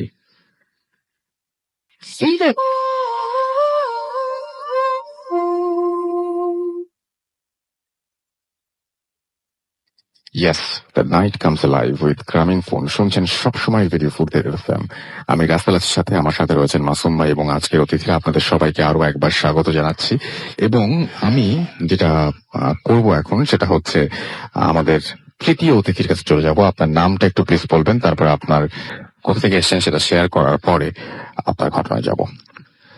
আসসালামু আলাইকুম রাসেল ভাই, আমি মুন্না উত্তরপাড়া থেকে এসেছি। রাসেল ভাই, যে ঘটনাটা এখন আমি শেয়ার করতে যাচ্ছি সেটা আমার বন্ধু সাদামের কাছ থেকে নেওয়া। এটা তার ফুফুর কাছ থেকে সে শুনেছিল। তার ফুফুর বিয়ের সাথে এই ঘটনাটা ঘটে। রাসেল ভাই, ঘটনাটা 1971 সালেরও অনেক আগের। আমি সঠিক সালটা বলতে পারছি না। রাসেল ভাই, যার সাথে ঘটনাটা ঘটে তিনি অনেক ধনী এবং সম্ভ্রান্ত ফ্যামিলির একজন ছেলে ছিলেন। তারা সিলেটে ছিলেন, তাদের হোম ডিস্ট্রিক্ট ছিল সিলেটে, কিন্তু তিনি পড়ালেখার কারণে ঠাকুরগাঁতে থাকতেন। ঠাকুরগাঁতে একটা বাসা তিনি রেন্টে নিয়ে সেখানে থাকতেন। রাসেল ভাই, তিনি অনেক রাত ধরে পড়ার একটা অভ্যেস ছিল। তো সে আমলে রাত 11টা গ্রামে অনেকটা একটা সময়। তো তখন কারেন্ট না থাকায় তিনি হারিকেনের আলোতে রাত্রে পড়তেন। তো একদিন রাত্রে তিনি পড়ছিলেন, তো হঠাৎ করে তার হ্যারিকেনটা নিভে যায়। তো বাইরে থেকে কোন রকমের বাতাস আসার কোন রকম সম্ভাবনা ছিল না, কারণ শীতের সময় ছিল এবং জানালা দরজা সবই অফ ছিল। তো তিনি ভাবলাম হয়তোবা হ্যারিকেনের তেল শেষ, তো সেই জন্য সেটা নিভে গেছে। তো তিনি ম্যাচ জ্বালিয়ে তার আলোতে তেলের বোতলটা খুঁজতে থাকলেন। এমন সময় গেটে কেউ নক করলো। তিনি ভিতর থেকে প্রশ্ন করেন, বাহিরে কে? তো কোন উত্তর না পাওয়ায় তিনি দরজাটা খুলে দেখলেন একজন বৃদ্ধ লোক বাইরে দাঁড়ানো। তো অনেকটাই লম্বা এবং তিনি একটা সাদা জুব্বা পরানো ছিল। তিনি যেখানে দাঁড়িয়েছিলেন সেই জায়গাটা অনেকটা আলোকিত হয়েছিল। তো রাসেল ভাই, তিনি অবাক হয়ে গেলেন এবং তিনি জিজ্ঞেস করলেন যে, আসসালামু আলাইকুম কাকা, আপনি কে? আপনাকে তো সঠিক চিনতে পারলাম না। তো সেই লোকটি উত্তর দিল যে, বাবা তুমি আমাকে চিনবা না, আমি এই 2-3 গ্রাম পরেই থাকি, আমি তোমাকে চিনি। তো রাসেল ভাই, তিনি তাকে ভিতরে আসার জন্য আমন্ত্রণ করলেন এবং বললেন যে, আপনি ভিতরে আসেন এবং আমি আমার হারিকেনটা নিভে গেছে, আমি সেটা জ্বালি, তারপর আপনার সাথে কথা বলছি। তো সেই লোকটি বলল, বাবা তার কোনো দরকার নেই, আমি কিছু কথা বলে চলে যাব। তো রাসেল ভাই, তিনি যখন ভিতরে আসলেন না তখন বললেন যে, আচ্ছা ঠিক আছে, বলুন কাকা আপনি কি বলতে চান। পরে তিনি বলতেছেন যে, বাবা দেখো, আমি তো হজে যেতে চেয়েছি, তো আমার ঘরে 2টো যুবতী মেয়ে আছে, তাদের দেখার মতো কেউ নেই। যদি তুমি তাদের দায়িত্বটা নাও তাহলে আমি নিশ্চিন্তে হজে যেতে পারি। তো তিনি বললেন, ঠিক আছে কাকা, আমি আপনার মেয়েদের খেয়াল রাখবো। তো আমি তো আপনার বাসাটা চিনি না, তো এখন আপনি যদি চিনে দিতেন। তো তিনি বললো, হ্যাঁ, আমি আগামীকালকে তোমাকে নিয়ে আমার বাসায় যাব, আমার বাসা দেখে নিয়ে আসবো। তো তিনি বললেন, আচ্ছা ঠিক আছে। তো এই বলে লোকটি চলে যান। তো তিনি দরজা লাগিয়ে যথারীতি তেলের বোতল বের করে যখন হারিকেনে ভরতে যাবেন তখন দেখে যে হারিকেনে যথারীতি তেল ছিল, প্রায় মিডিয়াম তেল ছিল, যা দিয়ে হারিকেন জ্বলতে পারে। সরি। তো রাসেল ভাই, তিনি অবাক হয়ে যান, কিন্তু তেমনটা কিছু মনে করেন না। তো সেদিন রাতটা ভালোভাবেই কেটে যায়। পরের দিন রাত্রে ঠিক একই টাইম, প্রায় 11টার সময় সেম ভাবে হারিকেনটা নিভে যায় এবং দরজায় নক। তো তিনি গিয়ে দরজা খুলে দেখেন সেই বৃদ্ধ লোকটি দাঁড়ানো। তো তিনি সালাম দিলেন আর বললেন, কাকা আপনি? তো তখন বৃদ্ধ লোকটি বলছে যে, বাবা আমি তোমাকে নিতে এসেছি, চলো আমার বাসায় যাও। তো বলল, আচ্ছা ঠিক আছে কাকা, চলো না, আমি যাচ্ছি আপনার সাথে।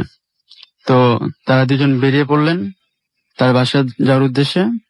তো অনেকটা সময় হাঁটার পরে তিনি লক্ষ্য করলেন যে অনেক দূর দূরান্ত পর্যন্ত কোনো বাড়িঘর দেখা যাচ্ছে না।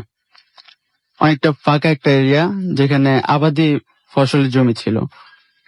তো রাসেল ভাই, তিনি অবাক হয়ে জিজ্ঞেস করলেন যে, কাকা আশেপাশে তো কোনো বাড়ি দেখা যাচ্ছে না, তো আপনি আসলে থাকেন না কোথায়? তো তিনি বললেন যে, বাবা তুমি ভয় করো না, আমি সামনেই থাকি। তো তারা হাঁটতে হাঁটতে একটা বট গাছের নিচে যে পৌঁছাইলো এবং বট গাছের নিচে যাওয়ার সাথে সাথে তার কেমন যেন মাথাটা ঘুরে উঠলো এবং চোখটা লেগে গেল। সে চোখ খুলতেই দেখে সামনে একটা রাস্তা, যার 2 পাশে বাগান ছিল। তিনি অনেকটা অবাক হয়ে যান যে এখানে এত সুন্দর রাস্তা কিভাবে আসলো। তো তার সাথে হাঁটছেন, সেই রাস্তা দিয়ে তারা অনেকটা সময় হাঁটলেন। হাঁটার পরে একটা প্রাসাদের মতো বড় একটা বাড়িতে গিয়ে তারা পৌঁছালেন। তো তাকে সেখানে আমন্ত্রণ জানানো হয় এবং তাকে অনেক মিষ্টি এবং ফলাদি খেতে দেওয়া হয়। তো তার ভাষ্য অনুসারে সে এরকম মিষ্টি আগে কখনো খায়নি। তিনি যেহেতু ধনী পরিবারের একটা ছেলে ছিলেন, তো মানে তার কাছে আসলে অবাক করার বিষয় যে এত ভালো, এত খেতে সুস্বাদু একটা মিষ্টি সে আগে কখনো খায়নি। যাই হোক, রাসেল ভাই একটু পরে সেই বৃদ্ধ লোকটি তার দুই কন্যাকে ডেকে নিয়ে আসলেন এবং তার সাথে তার পরিচয় করে দিলেন। রাসেল ভাই তিনি বলেন যে এত সুন্দর মেয়ে, এত সুন্দর নারী সে আগে কখনো দেখেনি। কোনো মানে কোথাও সে এত সুন্দর নারী দেখেনি। অনেক গায়ের রং অনেক ফর্সা ছিল, অনেক সুন্দর দুজন মেয়ে ছিল। তো রাসেল ভাই তিনি অনেক মানে হতভম্ব হয়ে যান যে তার সাথে এগুলো কি ঘটছে। তো রাসেল ভাই এক পর্যায়ে তার বিদায় নেওয়ার পালা আসে এবং সে বৃদ্ধ লোকটি বলে, চলো বাবা, তোমাকে আমি এগিয়ে দিয়ে আসি, তুমি তো চিনবা না। তো রাসেল ভাই তিনি বিদায় নিলেন এবং সেই বাগানের রাস্তাটা ধরে তারা হাঁটছেন। একটা পর্যায়ে যায় তার মাথাটা আবার ঘুরে যায় এবং চোখটা বন্ধ হয়ে আসে। যখন তিনি চোখ খুললেন তখন তিনি দেখলেন যে আমরা সেই বট গাছের নিচে দাঁড়ানো। তো তখন তিনি সেই বৃদ্ধ লোকটিকে বললেন যে, কাকা আপনি এখন চলে যান, আমি একাই দিতে পারবো বাকিটা। তো তিনি বাসার উদ্দেশ্যে রওনা হলেন এবং ভাবছেন যে এত সুন্দর মেয়ে, এত সুস্বাদু মিষ্টি, মানে এগুলো নিয়ে সে ভাবছেন, কিন্তু তার কল্পনাতে আসেনি যে এগুলা হলোটা কি। তো রাসেল ভাই সে বাসে চলে গেলেন। সেই রাতে তার সাথে আর কিছু হয়নি। পরের দিন রাসেল ভাই ভার্সিটি থেকে তিনি যখন বাসায় ফিরেন তখন তার বালিশের নিচে সে 1500 টাকা দেখতে পান। তো সেই আমলে 1500 টাকা অনেকটাই অ্যামাউন্ট ছিল। তো তিনি অবাক হয়ে যান এবং বাড়িওয়ালাকে ডেকে প্রশ্ন করেন যে, আপনি কি আমার ঘরে এসেছিলেন, বা এই 1500 টাকা কি আপনার নাকি? তো তিনি উত্তর দিলেন, না বাবা, আমি তো তোমার ঘরে আসিনি, আর তোমার ঘর তো তালা দেওয়া ছিল, এই টাকাও আমার না। তো তিনি ভাবলেন হয়তো আমি রেখেছি, ভুলে গেছি। তো তিনি সেই টাকা নিয়ে শপিং করলেন এবং সেই টাকাটা অনেকটাই খরচ করে ফেললেন। তো সেই দিন রাত্রে একই সেম টাইমেই সেই বৃদ্ধটি আসে। দরজা খোলার পরেই সেই বৃদ্ধটি তাকে অনেক জোরে একটা থাপ্পড় দেয়। তো থাপ্পড়টা দেওয়ার পরেই সেই বৃদ্ধটি বলে যে, তোকে কে বলেছিল বাড়িওয়ালাকে এই কথা জিজ্ঞেস করতে? তো তারপরেই সেই বৃদ্ধ লোকটি ভ্যানিশ হয়ে যায়। তখন সে বুঝতে পারে যে আসলে এই কোনো মানুষ ছিল না, এ জিন ছিল। And তার সাথে কি কি হয়েছে সে তখন রিয়েলাইজ করতে পারে। তো বেশ কয়েকদিন সে জ্বরে আক্রান্ত ছিল, জ্বরের কারণে সে বিছানা থেকে উঠতে পারছিল না। তো সুস্থ হওয়ার পরে তিনি আবার সেই বটগাছের নিচে যান এবং খোঁজার চেষ্টা করেন যে কোথায় সেদিন রাতে তারা কোথায় গিয়েছিলেন বা কোন রাস্তা দিয়ে গিয়েছিলেন, কিন্তু সে কোনো কিছুই খুঁজে পায় না। এরকম বেশ কয়েকটা দিন যাওয়ার পরে একটা দিন তিনি শুনতে পান যে বটগাছের উপর থেকে কেউ একজন বলছে, বা বটগাছই কথা বলছে এরকম টাইপসের, যে তুই আমাকে আর খুঁজে পাবি না, তুই আমাকে খুঁজিস না, লাভ নেই, আমি তোকে বিশ্বাস করেছিলাম কিন্তু তুই সেই বিশ্বাসের মর্যাদা রাখতে পারিসনি। এটা শোনার পরে সে অনেকটা ভয় পেয়ে যায় এবং ওখান থেকে চলে আসে। আর উনি তখন ঠাকুরগাঁতে ইউনিভার্সিটি আর লেখাপড়া করেননি, উনি সিলেটে চলে আসেন আর কখনো ঠাকুরগাঁতে যায়নি। এটা ছিল আমার প্রথম স্টোরি। ধন্যবাদ। Thank you so much. আপনার ঘটনার জন্য আপনাকে অনেক ধন্যবাদ এবং আশা করছি ঘটনাটি আপনাদেরও ভালো লেগেছে। আমরা যেটা করবো, আমাদের যে চতুর্থ অতিথি, লাস্ট অতিথি, তার কাছে আমরা যাব এবং তার ঘটনাটি আমরা একটু শুনে আসবো। আপনার নামটা প্লিজ একটু বলবেন, তারপরে আপনি কোথা থেকে এসেছেন, তারপর আপনার ঘটনায় আমরা যাব। ধন্যবাদ রাসেল ভাই। আমি রমজান, আমি এসেছি খিলক্ষেত থেকে। আসসালামু আলাইকুম প্রিয় লিসেনার। রাসেল ভাই, আমি যে ঘটনাটি আপনার এখন শেয়ার করব, ঘটনাটি ঘটেছিল 2013 সালের দিকে আমার গ্রামের বাড়ি কুমিল্লাতে। তো রাসেল ভাই, আমার গ্রামটা কুমিল্লাতে আপনার ঢাকা চট্টগ্রাম মহাসড়কের ডান পাশে অবস্থিত। তো আমার গ্রামটা 4টা ভাগে বিভক্ত: উত্তর পাড়া, দক্ষিণ পাড়া, পশ্চিম পাড়া, পূর্ব পাড়া। তো রাসেল ভাই, এই 4টা পাড়ার মাঝখানে একটা জলা ছিল। ওই জলার মাঝখানে প্রায় 30-40 মিটারের মতো উঁচু জায়গা জুড়ে একটা গাছ ছিল। রাসেল ভাই, প্রত্যেক 12 বছর পর পর নাকি ওই গাছের তলায় একটা দুইটা লাশ পাওয়া যেত রাসেল ভাই।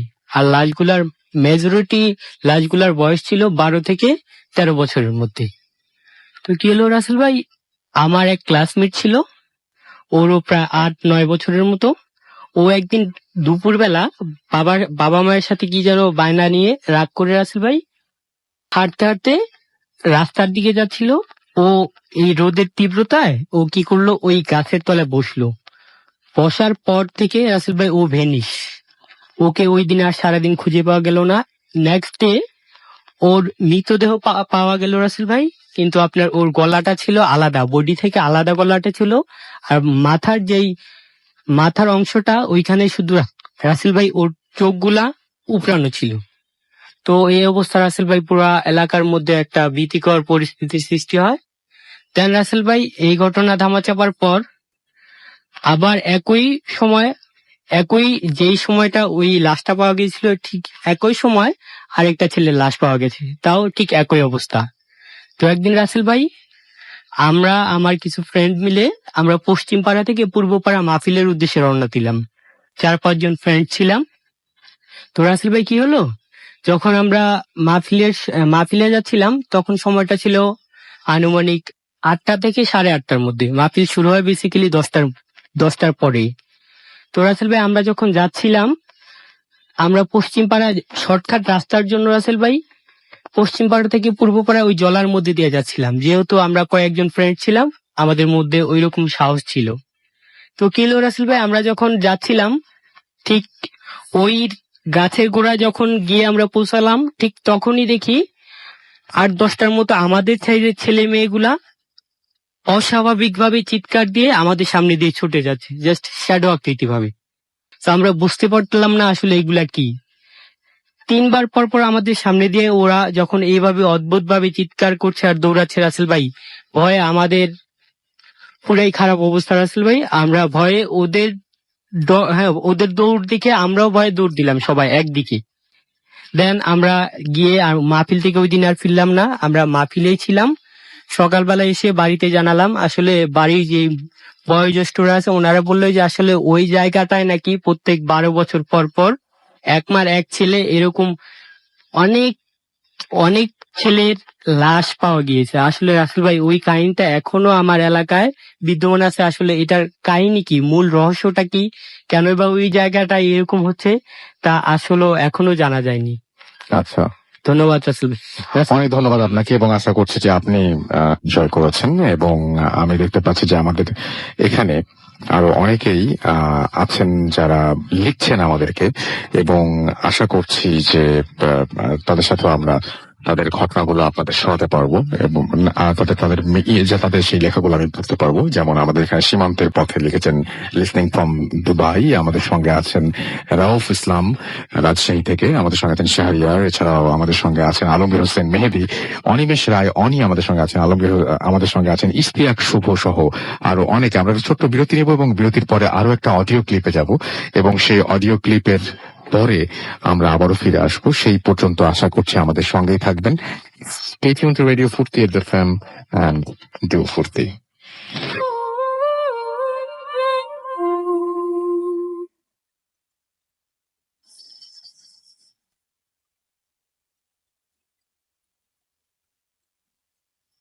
Hello listeners, আমি তানসিন রিমন এগেইন।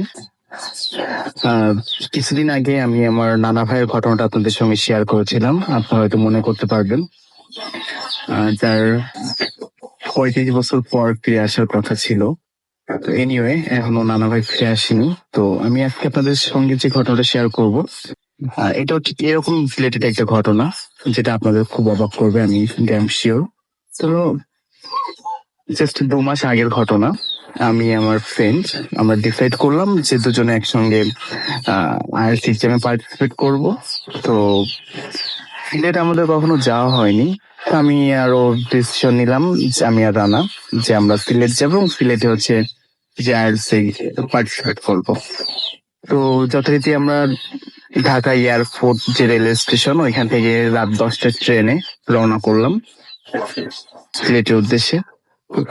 এই রওনা করার আগে যে ঘটনাটা, আমরা হচ্ছে 9:30টারও আগে পৌঁছাইছিলাম, 9টার দিকে পৌঁছাইছি এবং ওইখানে আমরা ডিনারটা কমপ্লিট করছি একটা হোটেলে।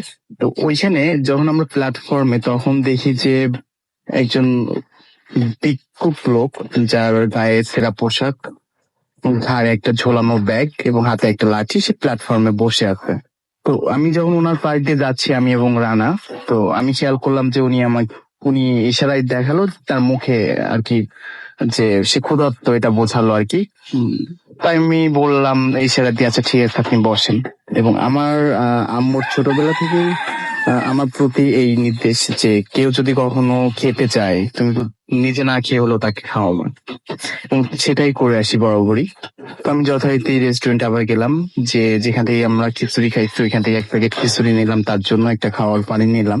প্ল্যাটফর্মে এসে দেখি যে সে যথারীতি ওই জায়গাটাতেই বসে আছে, আমি তাকে হাতে ওটা তুলে দিলাম। বলছে আমার দিকে তাকায় মিষ্টি করে একটু হেসে দিল। আমরা চলে আসলাম, ট্রেনও চলে আসছে আমাদের, আমরা ট্রেনে উঠলাম।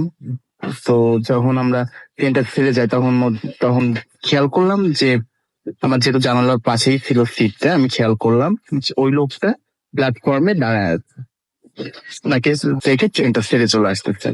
রাত তখন প্রায় 2:30 কি 2টো হবে। একটা স্টেশনে মানে একটা স্টেশন থেকে ট্রেনটা কেবল ছেড়ে যাচ্ছে তখন আর কি। ওই সময়টাতে যেটা হলো যে আমার মনে হলো যে আমার একটু ওয়াশরুমে যাওয়া উচিত ফ্রেশ হওয়ার জন্য। আমি রানাকে বললাম যে না, তুমি তাহলে বসো, আমি একটু ফ্রেশ হয়ে আসি। আমি যখন ওয়াশরুমের গেটের দিকে তাকাইছি, দেখি যে ওই লোকটা যাকে আমি ডিনার করাইছি এবং ট্রেনটা ফিরে আসার সময় যাকে আমি প্ল্যাটফর্মে স্টিল দাঁড়ানো দেখছি, আমার ট্রেনে ওঠে নাই, সে বসে আছে ঠিক ওয়াশরুমে গেটের সামনে, পা ঝোলায় সোজা তাকায় আছে, মানে অন্ধকারের দিকে। ওটা দেখে আমি তো ভয় পেয়ে গেছি যে এটা কি হলো। আমি ওনাকে দেখছি, স্পষ্ট ভাবে দেখছি যে লোকটা প্ল্যাটফর্মে দাঁড়ায় আছে, ট্রেনটা ফিরে আসছে, তার মানে উনি ট্রেনে ওঠে নাই। উনি এখানে কিভাবে আসলো? আমি ওটা দেখে দ্রুত ওইখান থেকে চলে আসছি, এসে রানাকে বলছি যে না, আমি তো ওয়াশরুমে যেতে চাইছিলাম, তো এই ব্যাপার। আমি তো ওনাকে ওইখানে দেখলাম। রানা বলছে কি বলো, আমি তো খেয়াল করছি যে উনি প্ল্যাটফর্মে দাঁড়ায় ছিল, ট্রেন যখন ফিরে যায়, তো উনি এখানে কিভাবে আসবে? তো আমি বললাম তুমি চলো, উনি বসে আছে ওইখানে, তোমার বিশ্বাস নাই, তুমি চলো। রানা বলছে আচ্ছা ঠিক আছে চলো, যে দেখে আসি। গেলাম, তো যাওয়ার পর দেখি যে ওইখানে আসলে কেউ নাই। রানা খুব হাসতে শুরু করলো এবং বলছে যে এটা হয়তো তোমার হ্যালুসিনেশন হতে পারে, কারণ এইটুকু সময়ের মধ্যে তো উনি অন্য কোথাও যাওয়ারও কোনো সুযোগ নাই, যে চলন্ত ট্রেন। আমি ভাবলাম তাহলে এটা হয়তো বা ভুল হতেও পারে আমার, যেহেতু মানে আধো ঘুম আধো জাগরণ এরকম একটা ভাব থেকে উঠে এসে ওয়াশরুমে যাচ্ছিলাম, তো হয়তো বা এটা হ্যালুসিনেশন হতেই পারে। এরপর যেটা হলো যে আমি বললাম তুমি তাহলে একটু ওয়েট করো, আমি ওয়াশরুম থেকে না বেরোনো পর্যন্ত তুমি এখান থেকে যাবা না। আমার ভয় লাগতেছিল, আমি নিজেকে বোঝানোর চেষ্টা করছিলাম এটা হ্যালুসিনেশন, আমার ভয় লাগতেছিল। তো ওইখান থেকে আসলাম, এসে সিটে বসলাম। বসার পর হচ্ছে রানাকে বললাম রানা, আমার কেমন জানি অস্বস্তি লাগতেছে, আমার বসে থাকতে ইচ্ছা করতেছে না এই জায়গাটা, আমি তাহলে একটু বগির মধ্যে হাঁটাহাঁটি করি। তো এক বগি থেকে আমি আরেক বগিতে যাচ্ছি, চলুন ট্রেনে। যখন যাচ্ছি তখন একটা 10-15 বছর বা তার একটু বেশি হতে পারে, 17 বা 18 বছর হতে পারে ছেলেটার বয়স। পাতলা পোতলা চিকুন, মুখে খোঁচা খোঁচা দাড়ি, মানে নতুন দাড়ি হচ্ছে এরকম একটা ব্যাপার। আর চুলগুলো হচ্ছে গিয়ে মানে অনেক লম্বা লম্বা চুল। স্পষ্ট মনে আছে ছেলেটা ধূসর কালার একটা শার্ট পরেছিল। কারণ হচ্ছে আমি যখন ওই বগিটা এক বগি থেকে আরেক বগিতে যাচ্ছি, আমি তখন বগির শুরুতে ওই ছেলেটাকে দাঁড়ানো দেখ। ওই ছেলেটা করছে কি যে আমার মানি ব্যাগটা বের করে নিয়ে দৌড় দিয়ে পিছনে বগিতে চলে আসছে। আমি দ্রুত আর কি ওই চলন্ত ট্রেনে তো জানেনি যে হাঁটতে গেলে এই সমস্যা, মনে হয় জানি পড়ে যাবো, ব্যালেন্স দিয়ে রেখে হাঁটতে হয়। তো সেখানে আমি দৌড় কিভাবে দিব, আমি তো দৌড় দিতে পারছিলাম না, বাট ওরা তো অভ্যস্ত, ও দৌড়ায় চলে গেল, আমি ওকে আর ধরতে পারলাম না। আমি চিৎকার করলাম যে চিন্তাই, পকেট মার। But কয়েকজন আমার দিকে তাকালে আবার যার যার মতো স্বাভাবিক হয়ে গেল। দুজন খুব আগ্রহ নিয়ে ওই লোকটার পিছে ছুটলো, মানে ওই ছেলেটার পিছে, দুটো ইয়াং ছেলে। তাদের ঘাড়ে ব্যাগ ছিল, তারা নিয়মিতই যাতায়াত করে, পরে জানতে পারলাম তারা শ্রীমঙ্গল নামবে। দুজন মেডিকেল স্টুডেন্ট ছিল। তো ওরা আর কি চেষ্টা করলো, রানা আমি পুরো মানে খোঁজাখুঁজি করলাম, কিন্তু ওই লোক ছেলেটাকে আর পাইলাম না। রাত তখন প্রায় 4টা। তো সিলেট স্টেশনের আগে হয়তো শ্রীমঙ্গল স্টেশনই হবে, ওইখানে যে ট্রেনটা ফলো করলে দেখা গেল যে অনেক ভিড় স্টেশনে। অত রাতে এত ভিড়, সবাই খুব কৌতূহল দৃষ্টিতে দেখতেছে যে কি ব্যাপারটা। তো পরে জানা গেল যে ওইখানে আর কি কিছু মানে এই যে ট্রেনটা, এই এই ট্রেনটা পৌঁছানোর পর জানা গেল যে ওইখানে একটা ছেলে ট্রেনের নিচে পড়ে আর কি মারা গেছে, মানে আত্মহত্যা করার চেষ্টা করছে অথবা আনফর্চুনেটলি ট্রেনের নিচে পড়ে মারা গেছে। সে লাস্টটা ওই প্ল্যাটফর্মের ওইখানে রেল স্টেশন যে পুলিশের ওই ইসের সামনেই রাখা, রক্তাক্ত।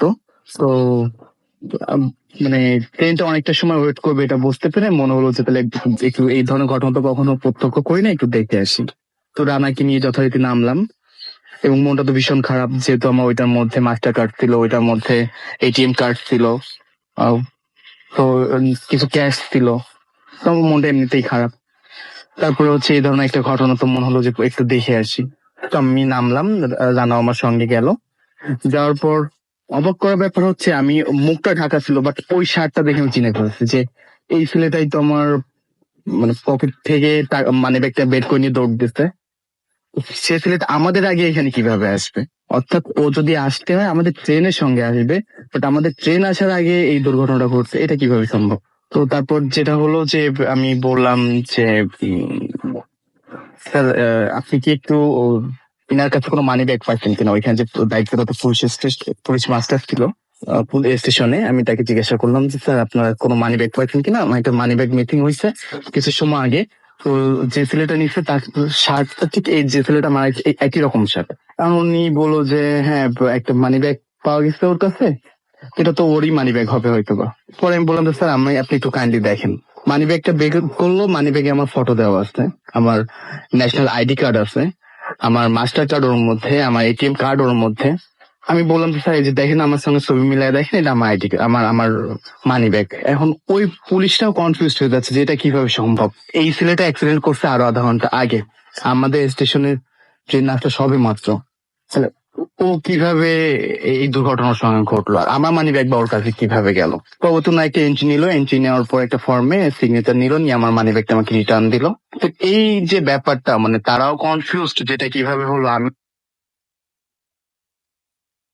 মানে সিলেট রেল স্টেশনে পৌঁছানোর পর ফ্রেশ হওয়ার জন্য এবং নামাজ পড়ার জন্য ভাবতেছি যে মসজিদে নামাজ পড়েই যাই। আমরা মসজিদে গেলাম, যে দেখি যে ওই সেই লোকটা মসজিদের ঠিক উজুখানার যে পিলারটা থাকে যার উপর বসে উজু করতে হয় তার উপর বসে আছে। রানা হচ্ছে পিছে, আমি হচ্ছে আগে, দেখি ওই অবস্থা। আমি আবার দ্রুত রানাকে ডাকতে আসছি যে রানা তুমি দেখো যে লোকটাকে আমরা দেখে আসছি সেই ঢাকা এয়ারপোর্ট রেল স্টেশনের প্ল্যাটফর্মে, সেই লোকটা এখানে এই উজুখানাতে। ও বলছে কি বলবো, আবার ও কনফিউজড, কারণ রাতে যে মানিব্যাগে যে ঘটনাটা ঘটছে এটা আসলে মানে মিরাক্কেল আর কিছুই না, এটা কিভাবে, এর কোনো লজিক তো নাই। তো ও আসতে দ্রুত এসে দেখে যে আসলে এখানে কোনো লোক নাই। অন্যরা সবাই উজু করতেছে নামাজে প্রিপারেশন নিচ্ছে, বাট ওই লোকটা নাই। পরে ও বলছে যে বন্ধু তোমার সঙ্গে কালকে এরকম ঘটনা ঘটছে, এটা হ্যালুসিনেশন মনে হয়, তুমি মানি ব্যাগ পাইছো, এটাতে শুকরিয়া আদায় করো, অন্য ঘটনা সব ভুলে যাও। পরে আমরা এক্সাম শেষ করলাম, আইএলটিএস এক্সাম শেষ করার পর হচ্ছে গেলাম মাজার দেখতে। তো আপনার জেনে থাকবেন যে হযরত শাহজালাল রাদিয়াল্লাহু তাআলা আনহুর মাজারে যতটা না ভিক্ষুকের উপচে পড়া ভিড় থাকে, তার থেকে বেশি ভিড় থাকে শাহপরানের মাজারে। এবং শাহপরানের মাজার হচ্ছে পাহাড়ের মতো বেয়ে উঠতে হয় উপরে, নিচে ভিক্ষুকরা থাকে সিরিয়াল দিয়ে বসা। ওই ভিক্ষুকদের মধ্যে আমি আবিষ্কার করলাম সেই লোকটাকে, যে লোকটাকে আমি দেখছি ঢাকা এয়ারপোর্ট স্টেশনে, ঠিক ওই একই পোশাক, মুখ ঢেকে বসে আছে, হাতটা বাড়ায় দিয়ে। ওনাকে দেখে আমি দেখি যে আমার শরীর পুরো ভাইব্রেট করতেছে, মানে ভয়ে আমি থরথর করে কাঁপতেছি যে কি হচ্ছে, এই লোকটা কেন আমাকে বারবার দেখা দিচ্ছে, এই লোকটা এখানে আবার কিভাবে আসলো। তা উনি জাস্ট একটু মানে হাত দিয়ে ইশারা দিয়ে বললো যে যাও, মানে তুমি উপরে যাও, শাহপরানের মাজারে যাচ্ছ তুমি, সেখানে যাও। শাহপরানের মাজারে গেলাম। ওইখানে যাওয়ার পর আমি রানাকে বলছিলাম না আমি নিচে আবার এটা দেখছি, কিন্তু আমি তোমাকে দেখানোর মতো সেই সৎ সাহসটা আমার ছিল না, আমি ভয় পাচ্ছিলাম খুব। তো ও আমাকে বললো যে আচ্ছা এখানে তাহলে যে হুজুর আছে মসজিদে, তাহলে তার সঙ্গে আমরা ব্যাপারটা শেয়ার করি। মসজিদে ইমামের কাছে পুরো ঘটনাটা শেয়ার করলাম, সেই এয়ারপোর্ট থেকে শুরু করে মানি ব্যাগটা ফেরত পাওয়া, ওই যে মানি ব্যাগটা নিয়েছিল তার যে লাশ দেখে আসছি সেটা, এবং পরবর্তী মসজিদে দেখতো নাকি সেটা বললাম, নিচে বসা দেখছি সেটাও বললাম। তখন উনি বলছে যে এটা উনি হচ্ছে আপনার মানে আপনাকে সিকিউরিটি দিচ্ছে। কেন দিচ্ছে এটা আমি ঠিক বলতে পারবো না, তবে উনি আপনাকে সিকিউরিটি দিচ্ছে, আপনার নিরাপত্তাটা বিধান করতে, আপনার নিরাপত্তা দিচ্ছে উনি। আপনার যাতে কোনো ক্ষয়ক্ষতি না হয় এই কারণে হয়তো আপনার প্রতি সবসময়ের জন্য দৃষ্টি রাখতেছে। আপনি মাঝে মাঝে তাকে দেখতে পাচ্ছেন, মাঝে মাঝে দেখতে পাচ্ছেন না, কিন্তু উনি সবসময়ের জন্য আপনার উপরে এই দৃষ্টিটা রাখতেছে। এটা শুনে তো আমি আরো ভয় পেয়ে গেলাম। এখন উনি বলছে যে আপনার পুরো ঘটনাটা, আপনাদের পারিবারিক ইতিহাসটা আমার জানতে হবে, তাহলে আমি হয়তো আপনাকে একটু বলতে পারবো যে আসলে কেন এমনটা হচ্ছে। তবে উনি আপনার ক্ষতি করবে না, বরং আমার সবকিছু শুনে মনে হলো যে উনি আপনার ভালোর জন্য এটা করতেছে। আমাকে জিজ্ঞাসা করলো আপনার কয় ভাই বোন, তাই আমি বললাম যে আমি বাবা মার একমাত্র সন্তান। বলছে যে এই জন্য হয়তো বা আপনার প্রতি তার নিরাপত্তার জোরদারটা বেশি, ইনি আপনার ক্ষতি করবে না। পরে বললো যে আপনি যত সম্ভব দ্রুত বাড়িতে চলে যান, আমার মনে হয় সেটাই আপনার জন্য ভালো হবে, কারণ এই যাত্রা পথেই তো বারবার আপনি তাকে দেখতে পাচ্ছেন, এর আগে তো কখনো দেখতে পানি। আমি বলছি, না আমি আগে কখনো দেখি নাই, এই যে এই বাড়ি দেখতেছি এতবার। পরে আমরা সিলেট গেলাম, মানে পরের দিন আর কি, সিলেট চা বাগান দেখতে গেলাম। তো চা বাগানে ওইখানে আমি জাস্ট ওই পাহাড় বেয়ে আমার ফ্রেন্ড আগে উঠতেছে, আমি পিছে। মানে ঝোপের মধ্যে থেকে কে একজন বলছে যে তুমি ফেরত চলে যাও, তোমাকে না বলছি শনিবারের দিন তুমি বের হবা না, তো তুমি আসতো কেন শনিবারে? তোমার আমি তো তোমার আম্মুকে বারবার নিষেধ করছি যে শনিবার দিন তোমাকে কখনো বের হতে না দেওয়ার জন্য, তুমি কেন বের হইছো? তুমি ফেরত চলে যাও, তোমার সঙ্গে খারাপ কিছু হতে পারে, তুমি ফেরত চলে যাও। পরে আমরা এক সপ্তাহ ওইখানে থেকে জাপলং যাব, অনেক মজা করব, অনেক প্রি প্ল্যান ছিল। বাট যেহেতু এই শব্দ, এই কথাগুলো আমার কানে আসার পর ওইখান থেকেই হচ্ছে আমি ব্যাক করি এবং তারপরে সরাসরি ঢাকাতে চলে আসি এবং ঢাকা থেকে পরবর্তীতে খুলনাতে। তো আমি আসলে এই ঘটনাটার সঠিক ব্যাখ্যাটা আপনাদের দিতে পারবো না যে কি হলো আমার সঙ্গে, কেনই বা আমার এই শনিবারে বের হতে নিষেধ। ও পরবর্তীতে আমি আম্মুকে বললাম যে আম্মু আপনার কি কখনো কোনো ভিক্ষুক লোক কি এই ধরনের কোনো কথা বলছে আমাকে শনিবারে বের হতে না দেওয়ার জন্য? কারণ আম্মু বললো, আমি তখন খুব ছোট, 18 মাসের, তখন হচ্ছে আম্মু স্বপ্নযোগে একজন এসে বলছিল যে শনিবারের দিন আমাকে যাতে কখনো বের হতে না দেয় বাসা থেকে, এবং শনিবারের দিন বিশেষ কোনো কাজ বা মঙ্গলজনক কোনো কাজ, শুভ কোনো কাজ যেন আমি শুরু না করি। এবং আমাকে একটা তাবিজ দিয়ে গেছিল, এবং এটা নাকি স্বপ্নের মধ্যে, এবং আমার ঘুম ভাঙার পর দেখে যে হ্যাঁ সত্যি সত্যি একটা ছোট তাবিজ আমার হাতের মুঠোয়, এবং ওইটা আমার হাতে বেঁধে দেওয়ার জন্য বলছিল, এবং ওটা হচ্ছে সম্ভবত 6 বছর পর্যন্ত রাখতে বলছিল, এবং 6 বছর পর্যন্তই আমার সঙ্গে ছিল। তো এই ছিল আমার ঘটনা। Thanks all of you, thanks to lot to listen my words attentively. Bhoot FM. The night comes alive with Graminphone.